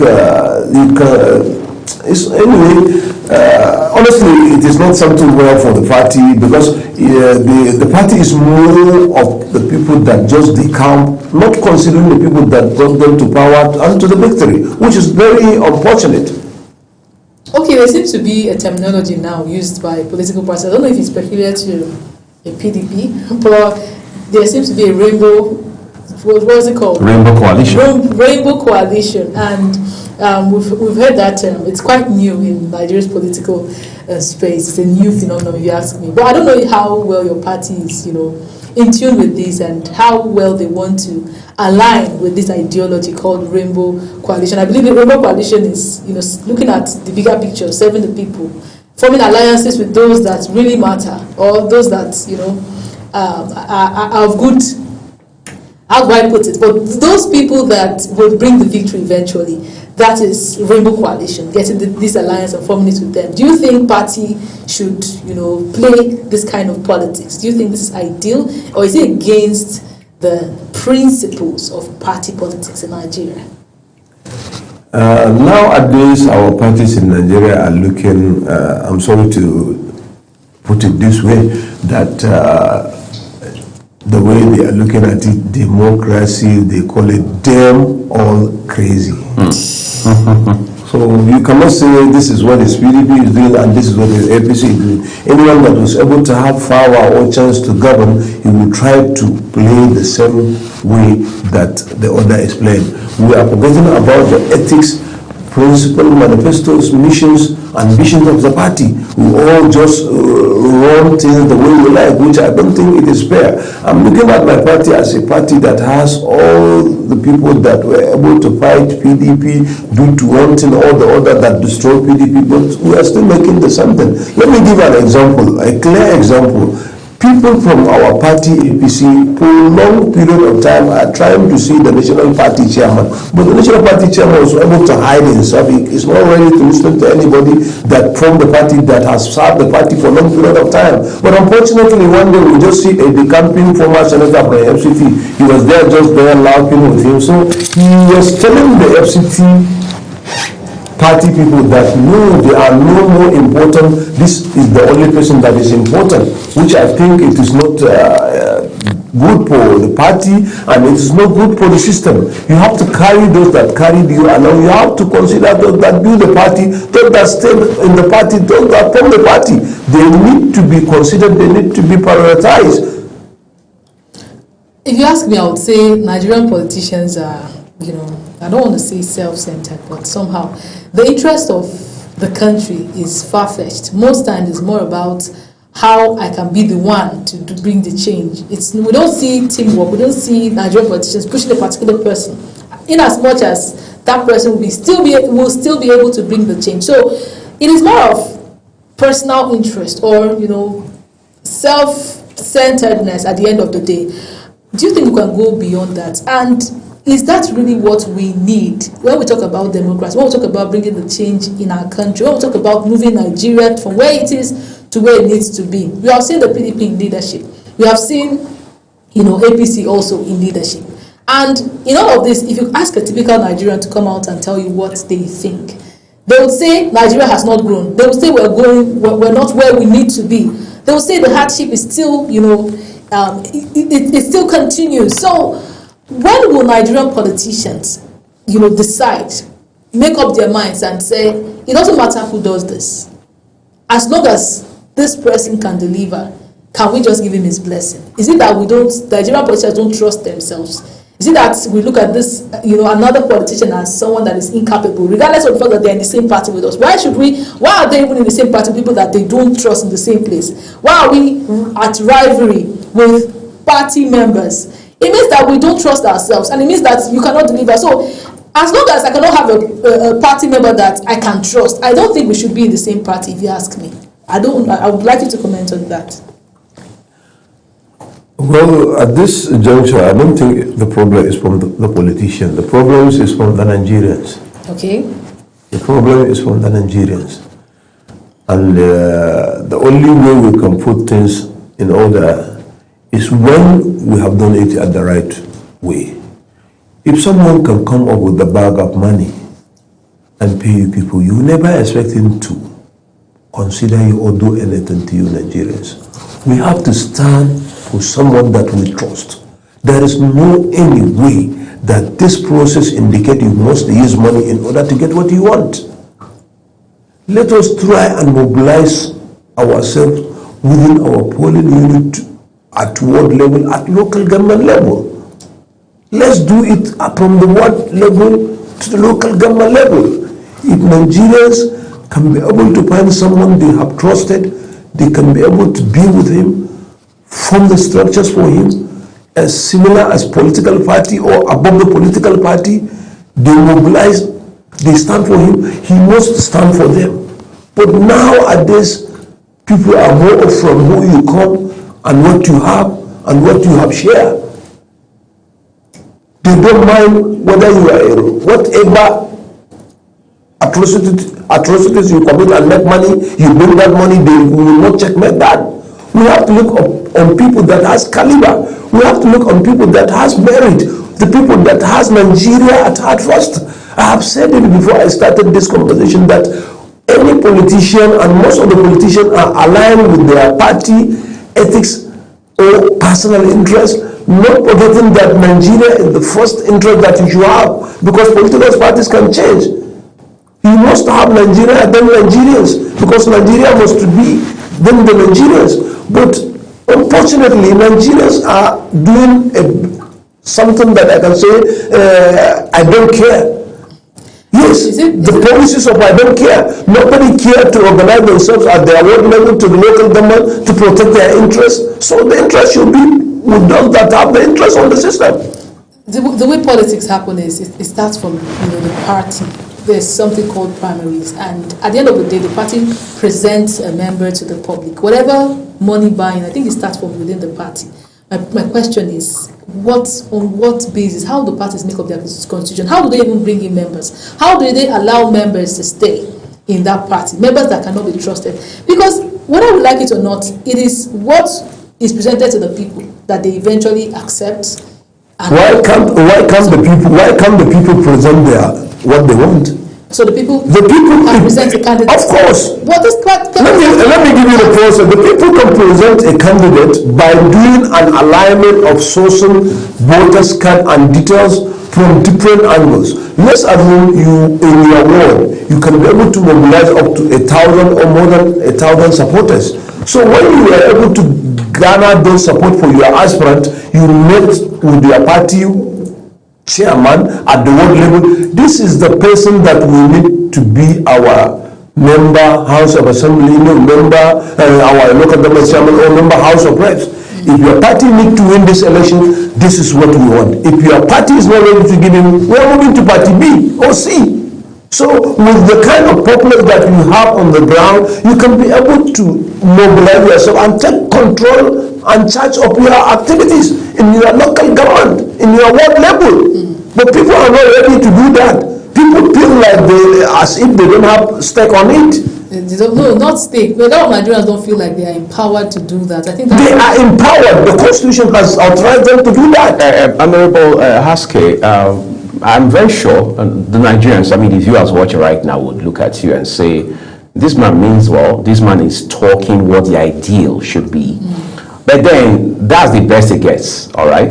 Because you've talked about how the Constitution empowers Nigerians, empowers citizens to take their political destiny in their own hands, which is the truth.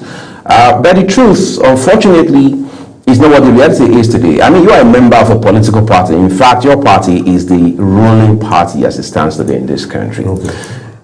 You know for a fact, perhaps more than the average Nigerian, that money plays, who knows, maybe the most important role in our politics. Even your party today, I've spoken to members of the APC who say that money now calls the shots far more than principles or even loyalty to the APC. And worse still, we live in a country where even poverty itself is said to have been weaponized against citizens. So does that not genuinely and honestly, if you like, made Nigerians helpless in such a way that while they are thinking about the next meal, they don't have the energy to be talking with a local government chairman of a political party or even a ward chairman as to what their preferences are regarding who should represent them? It is true that money play a vital role in politics, and most of the parties now consider money as one of the major things that will give you success, because in every level of the election you must use money in one way or the other. But to me and my own belief, I believe unity. If we can come in mass, if we can come all together, we can change that policy.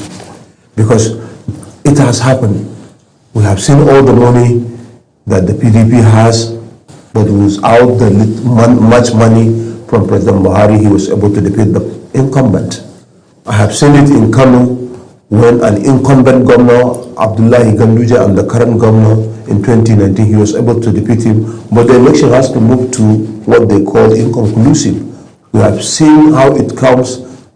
The second tenure, the outgoing Abdullahi Umar Ganduje, the Nasiru Yusuf Gawuna, and the Abba Kabir Yusuf, Abba Gida, they call him. He was able to still testify to his victory that I have won in 2019, I have taken my mandate in 2023. So it is a unionism. Nigeria has to unite themselves and let them understand that looking for what to eat today or tomorrow cannot make you know. You have to sacrifice today for tomorrow and next tomorrow. Nigeria has to look into that way, that we have to sacrifice 1 week for our success of 1 year or 2 years. But if we are not able to do that, then things will remain as it is. We must all come on board. We must all be united in trying to see that we sponsor someone from us, someone that has our, agenda, someone that has a plan to protect our interests. So he will know that he is there for us, and he will do better than somebody. I have seen it in several occasions. Former governor of Kano State, Malik Ibrahim Shekaru, he has almost won. As a classroom teacher, he was able to defeat an incumbent governor Rabi Kwankwaso then. So when people come together, they can make it. The only process is that let's forget about the party. Let's just look at the Nigeria and the people in Nigeria. So when the people can come together, unite themselves, they can be able to fight for it. Forget about the people are using. You must use money. They are using that language in order to intimidate Nigerians. No, there was no anywhere the money is. I want to talk about the current leadership of this country. It almost looks as if it's the same drama that keeps happening across all political parties. A long time ago, just a few months ago, it seemed as though the APC was the most peaceful party until its Congress started to approach and we saw aggrieved members. It's the same thing that has happened in other parties. Nigerian political parties are known for their disputes. They are known for constant constant drama, especially as elections. Every election that comes close would always unravel the hidden drama. Sometimes you really do not know until the purpose of the thing is, it's time for its manifestation. So we've seen drama across all political parties, and I'm afraid we are also seeing same, with the APC due to its forthcoming Congress and even world level and zonal level congresses. In the midst of all this, we have President Tinubu presiding, being the leader, the number one citizen of the country, and people are complaining, right? APC members before now, and even up till this point, despite their grievances in the party, have still stood to defend the mandate of President Bola Ahmed Tinubu. In the midst of this, my colleague has also mentioned that there's hardship and there's a reality of the common man. You're not expecting him to come and start fighting or trying to vote again, knowing fully well that they will come out and argue that 2023 I gave my all, and the result still persists. So I wanted to give you one review of this administration, regardless of whatever it is. What do you think? Do you think we have really progressed under the All Progressive Congress? Do you think the APC deserves a second term? Because some would argue that whatever it is that is happening right now is basically because of what had been. It was an inherited problem. Even if we had the APC rule 8 years ago and they are still in leadership right now. So give your review of this current administration under the leadership of the APC. Let me start by the congresses and the functions and here and there, as you are saying, from my party and the other parties that it may arise. There are political gladiators, those that feel they own the party or they are stakeholders in the system. So most of the time when they see they were not carried along, they were not given a juicy position in the party where they will feel relevant, all they feel or believe is that they are no longer needed in the party because they cannot be where they cannot be able to contribute their quota. They cannot be a floor member. So for them to be ignored, not to carry along, then they will move to a greener pasture. They will move to where they will be more relevant, more productive. So this is what is happening, and I'm assuring you, after the National Congress, there should be a Congress in the NNPP, there should be a Congress in the PDP are still preparing their own, likewise the same with ADC. So all what may arise from our party, there must be people that will decamp from APC going to different parties, that they are going to hold their positions, their Congress, and they will feel they will be carried along, so they will go to where they are relevant and important. So for your party not to be with you, not to carry along, not to consider all you have invested and you have contributed, that means the party is telling you we don't need you. The same thing almost as it is happening, or let me go back to what you are saying. As I'm an aspirant in the party who have stayed longer than those that are taking charge of the party now in the FCT, nobody is ready to come to me either based on either my religion or my tribe, or they feel that I don't have enough money, but I appeal that I have God and it is God that is doing it, and I have a good mind to lead better than all the aspirants. Once it is something that they can be able to form a screening committee to tell them to interview us based on the merit, based on the contribution to the party, I believe I can defeat any aspirant that can come up today to say he's contesting for the party chairman in FCT. But for the party not to consider me upon all my qualities and other things, if party B call me and they offer me a better, maybe I can go, because that's where they think I'm more relevant than my house that I built for long period of time. But I'm not praying for that. I'm not ready to do that. I must be in the APC to make sure that APC has done what is right for Nigerians, and I will still be there to continue to do that. Your second question of contribution of my party, whether my party deserves to go for a second time. You know, Nigeria and Nigerians elite has considered Nigeria as their property. As their property in the sense that most of the time you can see them, they respect zoning formula. So for them to respect a zoning formula in Nigerian politics, when someone is in some certain position, they feel or believe that yes, it is the tone of that zone. So whether the zone is doing right or wrong, we should allow that zone to finish their turn. So how do we eliminate that? It is only Nigerians, the electorate, that will come and evaluate what leaders has done, and then they should give them the, a judgment they deserve. Mm-hmm. So you're not saying emphatically that the present government has done well under the APC? The present government was able to come up or to meet with a lot of challenges when it comes into power, and I can see so many things related to it that they have contributed positively and negatively, in the sense that you cannot blame one part of government. What I'm trying to say here is that we have judiciary, we have legislative, and we have the executive. What are the mandate of the legislative and judiciary? What are their performance toward shaping the governance, the governing side, the electives? So I think once you can be able to come up, you cannot completely blame the executive. You cannot completely blame the administration of President Bola Ahmed Tinubu saying they are wrong. No. Because there is two bicameral legislators that we have, Senate and Reps, that they're supposed to guide them. Are they guiding? Are they doing the right?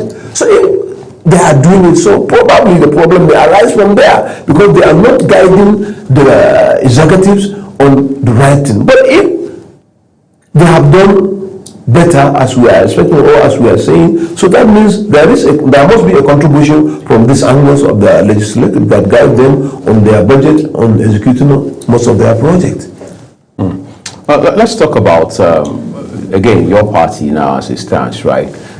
When you talk to members of the APC, you realize that it will appear their faith, so to say, as far as the future of the party is concerned, is wired around one man, and that is President Bola Tinubu, who is not only the president of the country, but is also the leader of your party, all right? A man many have come to praise for being consistent with his political conviction and ideology. However, when you look at the APC today, as a member of the party, someone who has invested his valuable resources in that party, in terms of your energy, your money, and your time, for example, in your own little capacity, are you not concerned, maybe I should say scared, that if the Tinubu factor were removed, the APC will likely come, if you like, crumbling like a pack of cards? It is a policy which I have said it earlier before now. For me, I see no reason why we should have a process of that one-party system. That's what exactly the area you're trying to go. No, I'm talking about the internal structure, the leadership structure of your party, because it appears that the president is obviously the rallying point. Is the one around which everybody, if you like, rendezvous when you talk about the leadership of the APC. I've seen people who have also criticized the current chairman of your party, Professor Yewada, for example. And then that now leaves you asking, who then is really the pivot of the APC? Of course, that has to be the president. So my question is, if the President Bola Tinubu factor were removed from the APC, what kind of future do you see for the ruling party? I can see a picture that will remain as almost as it is, because what President Tinubu is doing, people are looking things based on their positions. As I've earlier mentioned, for you to win an election in Nigeria, you need to zone positions of the party, of the government, in some certain strategic locations of the country, so that each and everyone will feel sense of belonging. We all know that this position of the party, or the chairman, as you have earlier said, belongs to the central. That is, leadership of the party was with former governor of Nasarawa State, Abdullahi Adamu. Right. Some crisis that made it go to Ganduje. Then later, President Tinubu, being a political emeritus, I may say, calculated, no, this zone need to be carried along because what belongs to them should be given to them. So he brought it back to this zone, which is central, and give it to somebody who has contested for governor and won his governor, but he was unfortunately, maneuvered to take over from him. So he has all the quality it has to be the leader of the party, and I can see his contribution is prayer. He has elicited ears to his ESCO and analyze how things should be done properly for the party. So for Tinubu to look at it as a leader, to see here is the central lose what belongs to them and bring it back to them. We in the North Central, we are happy and we are seeing that the government is doing the right thing for us. So you're not saying that the presence of Tinubu in the party has made it any better? It has made it better, of course. So if he was not in the picture, do you think the APC will be where it is? I didn't get you clearly. If President Tinubu allow the party was to not in the picture of the APC, because we see that he's one of the founding members of course of the All Progressives Congress. If he was not President Tinubu, do you think the APC would even have had chance to take over power from the PDP in 2023? And do you think the APC will still be where it is right now, in Nigeria? If we have any person in Nigeria that I may say is above anybody toward winning of APC and formation of APC, and that still remain in APC, we have no better person than Tinubu. Why I'm saying this is that this is an equation that has been working long ago, since in the 1970s election.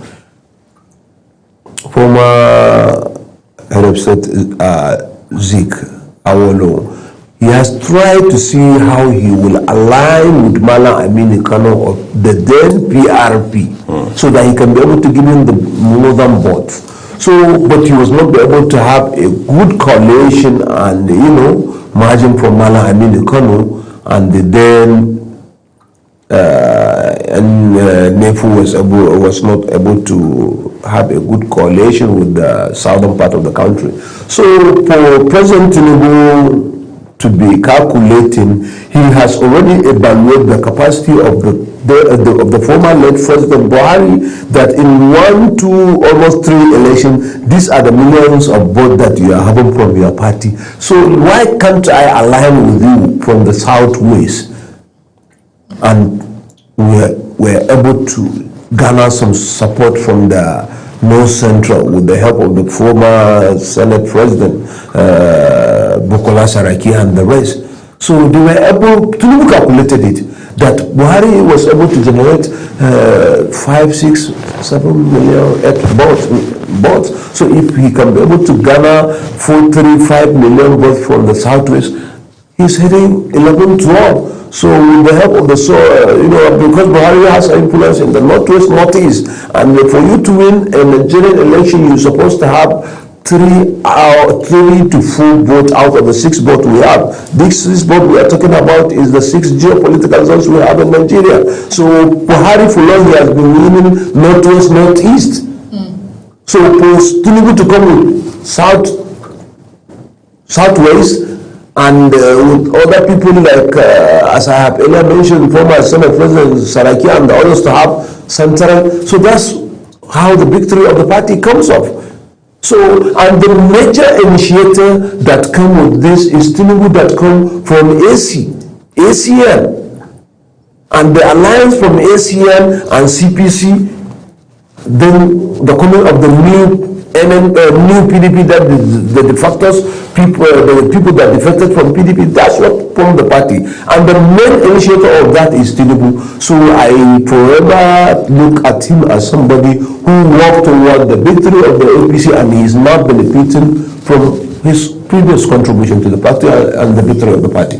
Recently we saw Peter Obi, try to, I don't know if he's, but we saw him in Kano State. Yeah. And I want to believe that it's part of this strategy. Is the APC scared in any way of that move? Exactly. I have seen it in social media. Peter Obi and Sheyi Makinde, the current governor of Oyo State, they are all in Lagos, in Kano for celebration and political discussions with former governor of Kano State, Kwankwaso, which most of the information we are having is that Kwankwaso may probably come to join them in ADC. So I think it's a nice move for them, and let it serve as a signal to my party that yes, if we cannot be able to put our home in order, others are doing. It's a nice move for them, and it is a threat to my party, honestly. Yeah. So we should try to see what is on the ground, and we should do what is right for the founding fathers of the party.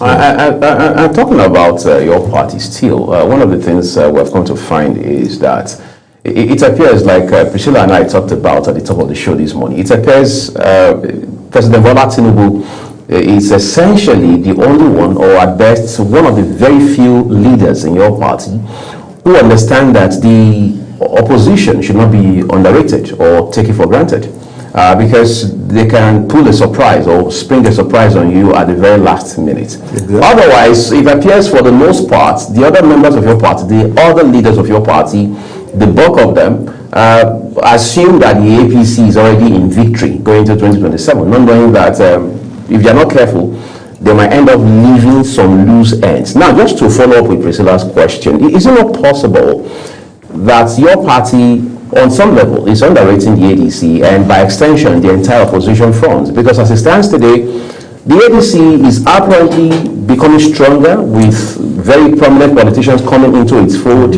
and given the narratives coming out of that party right now, don't you think the challenge is bigger than the APC generally realizes? You have said it all, honestly. My party is, honestly, has to think more, has to strategize more. Strategize more in the sense that we are facing the unity of all the oppositions come 2027. all the opposition parties are trying to harmonize, to come up together. And the challenges we are facing is that most of the people that were able to spend their time and energy and build the party, if somebody become, automatic ticket will be given to him without considering those that feel next anywhere is my time, is my chance to. So it's like you are pushing him out to the other side so that he can challenge the one that you have given the ticket. So honestly, it is a threat to my party, APC, the composition of what is happening. And if I'm to use this medium, I can be able to use this medium to even solicit for government and other security agencies regarding a threat of, arresting some certain people that are from different party. I think that is giving them a sympathy that will encourage them to have sympathy from Nigerians, and that will not be something good for my party because we are in government. People consider that yes, the government is using its power in order to intimidate and arrest oppositions. I don't think it is the right time to do so right now. And if we are to do it, let us see somebody that is in APC, that is a figure in APC, go under detention or was in arrest so that there will be no bias. We can be able to balance. But if it is only opposition that is going to be detained, that will be going to be taken to the court, we are giving them sympathy. Nigerians are sympathizing with them and are going with them. The electorate are looking at it that way. So I'm appealing to my party. If the party and the government can look at it, they should please keep that aside and try to see how we work toward winning our election. And let me even call the attention of any Nigerians, or whether my party or the other party, that we should still stick to what we want in Nigeria, that a better Nigeria. We should not give any room for any party to think that they are going to manipulate or use all it has in order to rig election. No, it is enough for Nigeria in Nigeria. And I'm saying this once again, that we should unite ourselves. If we can come up together, we cannot be broken. But if we remain and we keep on playing this game of I don't care, no, we must care. It is our country and we have no any country but Nigeria. So if we can come up together for the better of Nigeria, we can achieve it. But if we keep on playing I don't care, I don't mind, that will not be good to our country and our even children. Now, I want to ask you this now, just more like, if you like, a follow-up question to this response that you just gave regarding your own hint that your party is sending a strong signal to the Nigerian people with the prosecution of some key figures from the opposition, in this case, specifically the ADC. Malami has come out to say that for those who are speculating that he is being politically persecuted, they may not be far from the truth, given that he is becoming very popular in the political space in recent times, and the man, we understand, has an ambition to become governor of his home state, KB. On the flip side, we have former governor of Kaduna State, Malam Nasir El-Rufai. Controversial as he is, there are people who say that this man is extremely brilliant, this man has his own influence when it comes to Nigerian politics. And as such, the APC, particularly President Bola Tinubu, is very concerned, maybe not necessarily afraid, that this guy poses a lot of, well, challenge or obstacle politically in 2027. That's why they are doing all of this to these two gentlemen. Some leaders of the ADC have said, look, El-Rufai and Malami are just the beginning, that more members, more senior members of the ADC will likely be arrested, detained, and politically prosecuted. Do you think the APC deliberately is strategically doing this to, as it were, set the ADC and by extension the entire opposition front at a disadvantage in light of 2027? No, I don't think that my party APC is making all those prosecutions, or the security agencies are doing it on that basis. Because you can see Yahya Bello is a prominent figure in APC. His case is still there, is still ongoing, although I think he was still on bail. So for him to be still prosecuted, I don't think that my party is playing a selfish in prosecutions, or there was nothing like selfish in prosecutions. But all I was saying is that, or what I wanted to add is that, if the party wanted to balance it, for the ADC to stop gaining sympathizers or having a sympathy but from Nigerians, that they should try to see somebody that is part of the APC should be treated the same way Malami or Erupai was treated, so that Nigerians can understand, yes, the security agencies and my party and government are doing the right thing. It's not, they are not sentimental or selective in the prosecutions. So this is my appeal to my party and government, that somebody that is within the party and was able to have the same case should be prosecuted too. So, but for them to only target this, it will not be good for the party, honestly. I like the fact that you're acknowledging that the approach is different, the treatment is different, regardless of the fact that Yahaya Bello is still being prosecuted, but we've not seen him treated in the manner in which, El-Rufai, former governor of Kaduna State, is currently treated, and even, Malami. But away from that, talking about democracy right now, I like the fact that you're being open and neutral, unbiased in your, approach and everything you have said. I kind of also feel that Nigerian politicians have understood the rights of Nigerians, and sometimes when they want to seek support, especially maybe when they feel, oh, my party is not being nice to me, they run to the public and say, oh, you guys, this is your right.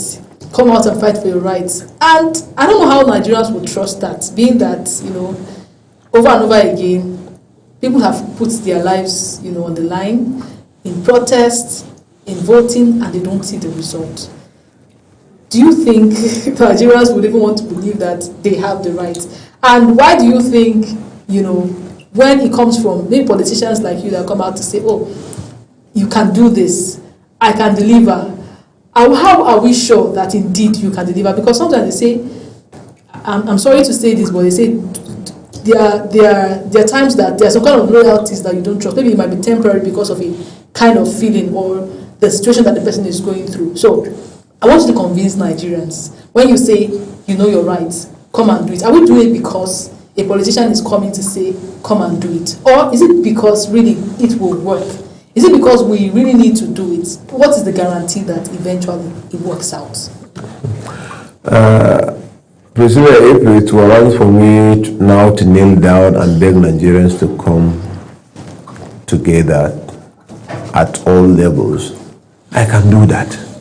I don't know how can I convince Nigerians. I don't know which words can I use to tell Nigerians to understand me, that this country belongs to all of us. And if we can come together, we can make it. We have seen how similar example to South African apartheid and their freedom to Nelson Mandela. He believed he can do it as a leader, and he has done it, he has achieved it. I have seen it in different occasions of elections where they say Kowa agent, sorry, it's in Hausa language, that everybody should serve as an agent of one party that we believe it will give us the right thing that we need in this country. If we can be, everybody should be an agent of one party, one system in the election day, we will get it to what we want. I'm not saying that either if it's APC, if it's AD, if it's a one-member house of reps from either Labour, PDP, other parties do not give you, go to anybody that will accept your candidate. Come in mass and defend what belongs to you, you will get it. Using your own method, you can get it. They know, some leaders, they plan to make people to be hunger, to be unconscious on their even rights and privileges, and they technically, construct it to a state whereby you will always be under, I wanted to get what I will eat, what I will feed my family. I don't want anything that will obstruct me from going to have what I want. That's why the life and everything get exorbitant, where you can go to, in some days back, you can go to work, you can make a work on a daily basis to earn what you can feed yourself for 3 days or 5 days on a daily basis. But today, you go to work, you cannot get what you eat on that very day. Technically, some leaders were able to force that to Nigerians, but we should try to think more, enough is enough. We can do it, Nigerians, we can do it if we can be united in our own localities, we can do it. I'm not saying that we should go to party A, B, or C. No, get your aspirant, get someone that matters to you people. Take him to the party that you need. You know, register him, talk with the party will consider you. Each party is after electorate. It's after people that has both. So I'm appealing to Nigerian, please, we should come. It is now. It is now. So irrespective of the party, it is now. We should see those that will serve the system, those that will serve the Nigeria. There are many. Some that are not even politicians, but we can come and call them. No, we know you are not politician, but we have believed in you based on your character, based on your ideology, and this is what we want you to do for us. I kind of feel re-energized. Thank you for that. But one of the concerns that lots of Nigerians have out there is the electoral reform. A lot of people feel handicapped, basically because of what was signed. Before the bill was passed, people came out to protest. We want real time. We want an election that we can determine our winner, that is transparent enough for everybody to count and see. But the hopes were dashed. I'm coming to say hopes were dashed, and we have a situation right now, a situation that was used in the just concluded FCT council elections. People are still aggrieved from that elections. A lot of Nigerians are wondering, how will 2027 be? With all of this situation, with the reform, with the bill being passed, what are the strategies that you think Nigerians can use, as much as you're appealing to them to come out, and I also want to believe that you're asking people to come out and vote, come out and present a candidate. What is the guarantee that with the current bill in existence, people will be able to see that their vote counts? Let them be united and come in mass and defend what belongs to them. The similar example I will give is the last election in the FCT. When people came out, defend one party, some aspirant, although without checkmating who are the party aspirant, when they came in mass, elect and defend, they were able to have member House of Rep and Senator. The same process done in the FCT, if it will be done in everywhere, they will get everything that they want. Come in mass, stand. That election will hold there. You can see your result. You can gather your result. You can go to the declaration center. Nobody can. Population centers are restricted for some persons. It's only giving privileges to people that are registered party agents. We also heard that even the last council elections, there are party agents that were not given the complete number of tags, or parties were not given the complete number of tags. So they had restricted agents. They had a restricted number of agents, that were given access to the collation center. So these are the part of the strategies that this riggers. Priscilla, what is happening is that if people take charge of what belongs to them, they will get it right, they will get it the way it is. Because what I wanted you to understand is that I have given you an example on how it happens in the FCT here and some part of the country in the previous election, in the 2023 general election. So the matter of they will not get it, they will get it, because this is an election whereby when you cast your vote, you remain there until time they counted it. Everybody will have the score result of that election. Then you move to the next level. If you cannot go on, you can remain behind and send your representative to make sure that what tallies, the result has tallied from all the angles. Result has tallied from all angles. So you take charge of your peers. But if you cannot, if you can feel tired, if you cannot come up, if you cannot be united, so you cannot get it, they will take advantage of that. Let me come up with the transmission result that you have said people were able to process long before now and nothing was done. I am not in support of that, because we don't have more of the, security, internet securities and what have you. Probably we can have some people, some scammers, some people, technically, they can manipulate the election even electronically, but in a paper result where each and everyone in the polling unit can testify to it. From polling unit 1 to 2 to 3 to 5, you can be able to have the result, you can have the calculation. You can be able to get it right. Then you move to the next level. And let's not forget, we're talking about Nigerians that could be hungry. We are telling them to stand for hours and ensure. Anyways, all of this is the sacrifice for a good government, which is not too much, but we must understand that Nigeria is in that state where people are tired. But like you have said, we can give it the last push come 2027. Let us sacrifice the hunger of 2-3 days and get years of better Nigeria. Now, I want to ask you this, really, Honorable Aske. This weekend is big for your party. And I will not be shocked to see how excited you are, just like many members of the APC, because it will help redefine leadership within your party. And members of the APC believe it will also better now reposition the ruling party for 2027 general election. Then that again serves as an opportunity to resolve the thorny issues within your party. But that Saturday is big, is crucial, is critical for the APC. Where do you see the APC by Sunday morning? Because this convention has been described by many, whether in your party or outside of it, as a make or break kind of moment for the APC. Where do you see your party by Sunday morning? I see my party a better party after Saturday.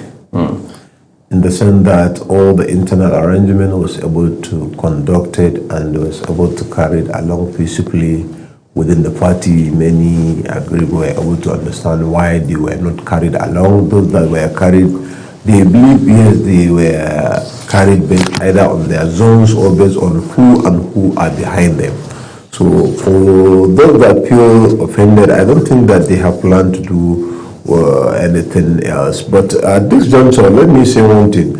I see political opposition, I see political parties, the opposition, are not serious, are not ready to fight my party APC, because at this juncture, I have never had any input of the opposition into our activities. Because if the opposition needs the opposition, they can use this avenue to either sponsor or cause a lot of fractions in the convention of tomorrow, but they don't have, they feel either tired or incapacitated. But there are many groups that they can use to make or mar the convention, but they are not ready to do that. So I don't think that the opposition are still ready and they mean the business in 2027. If they mean it, they could have used the opportunity of this to create some certain chaos, but they are not ready for that and they have never planned for that.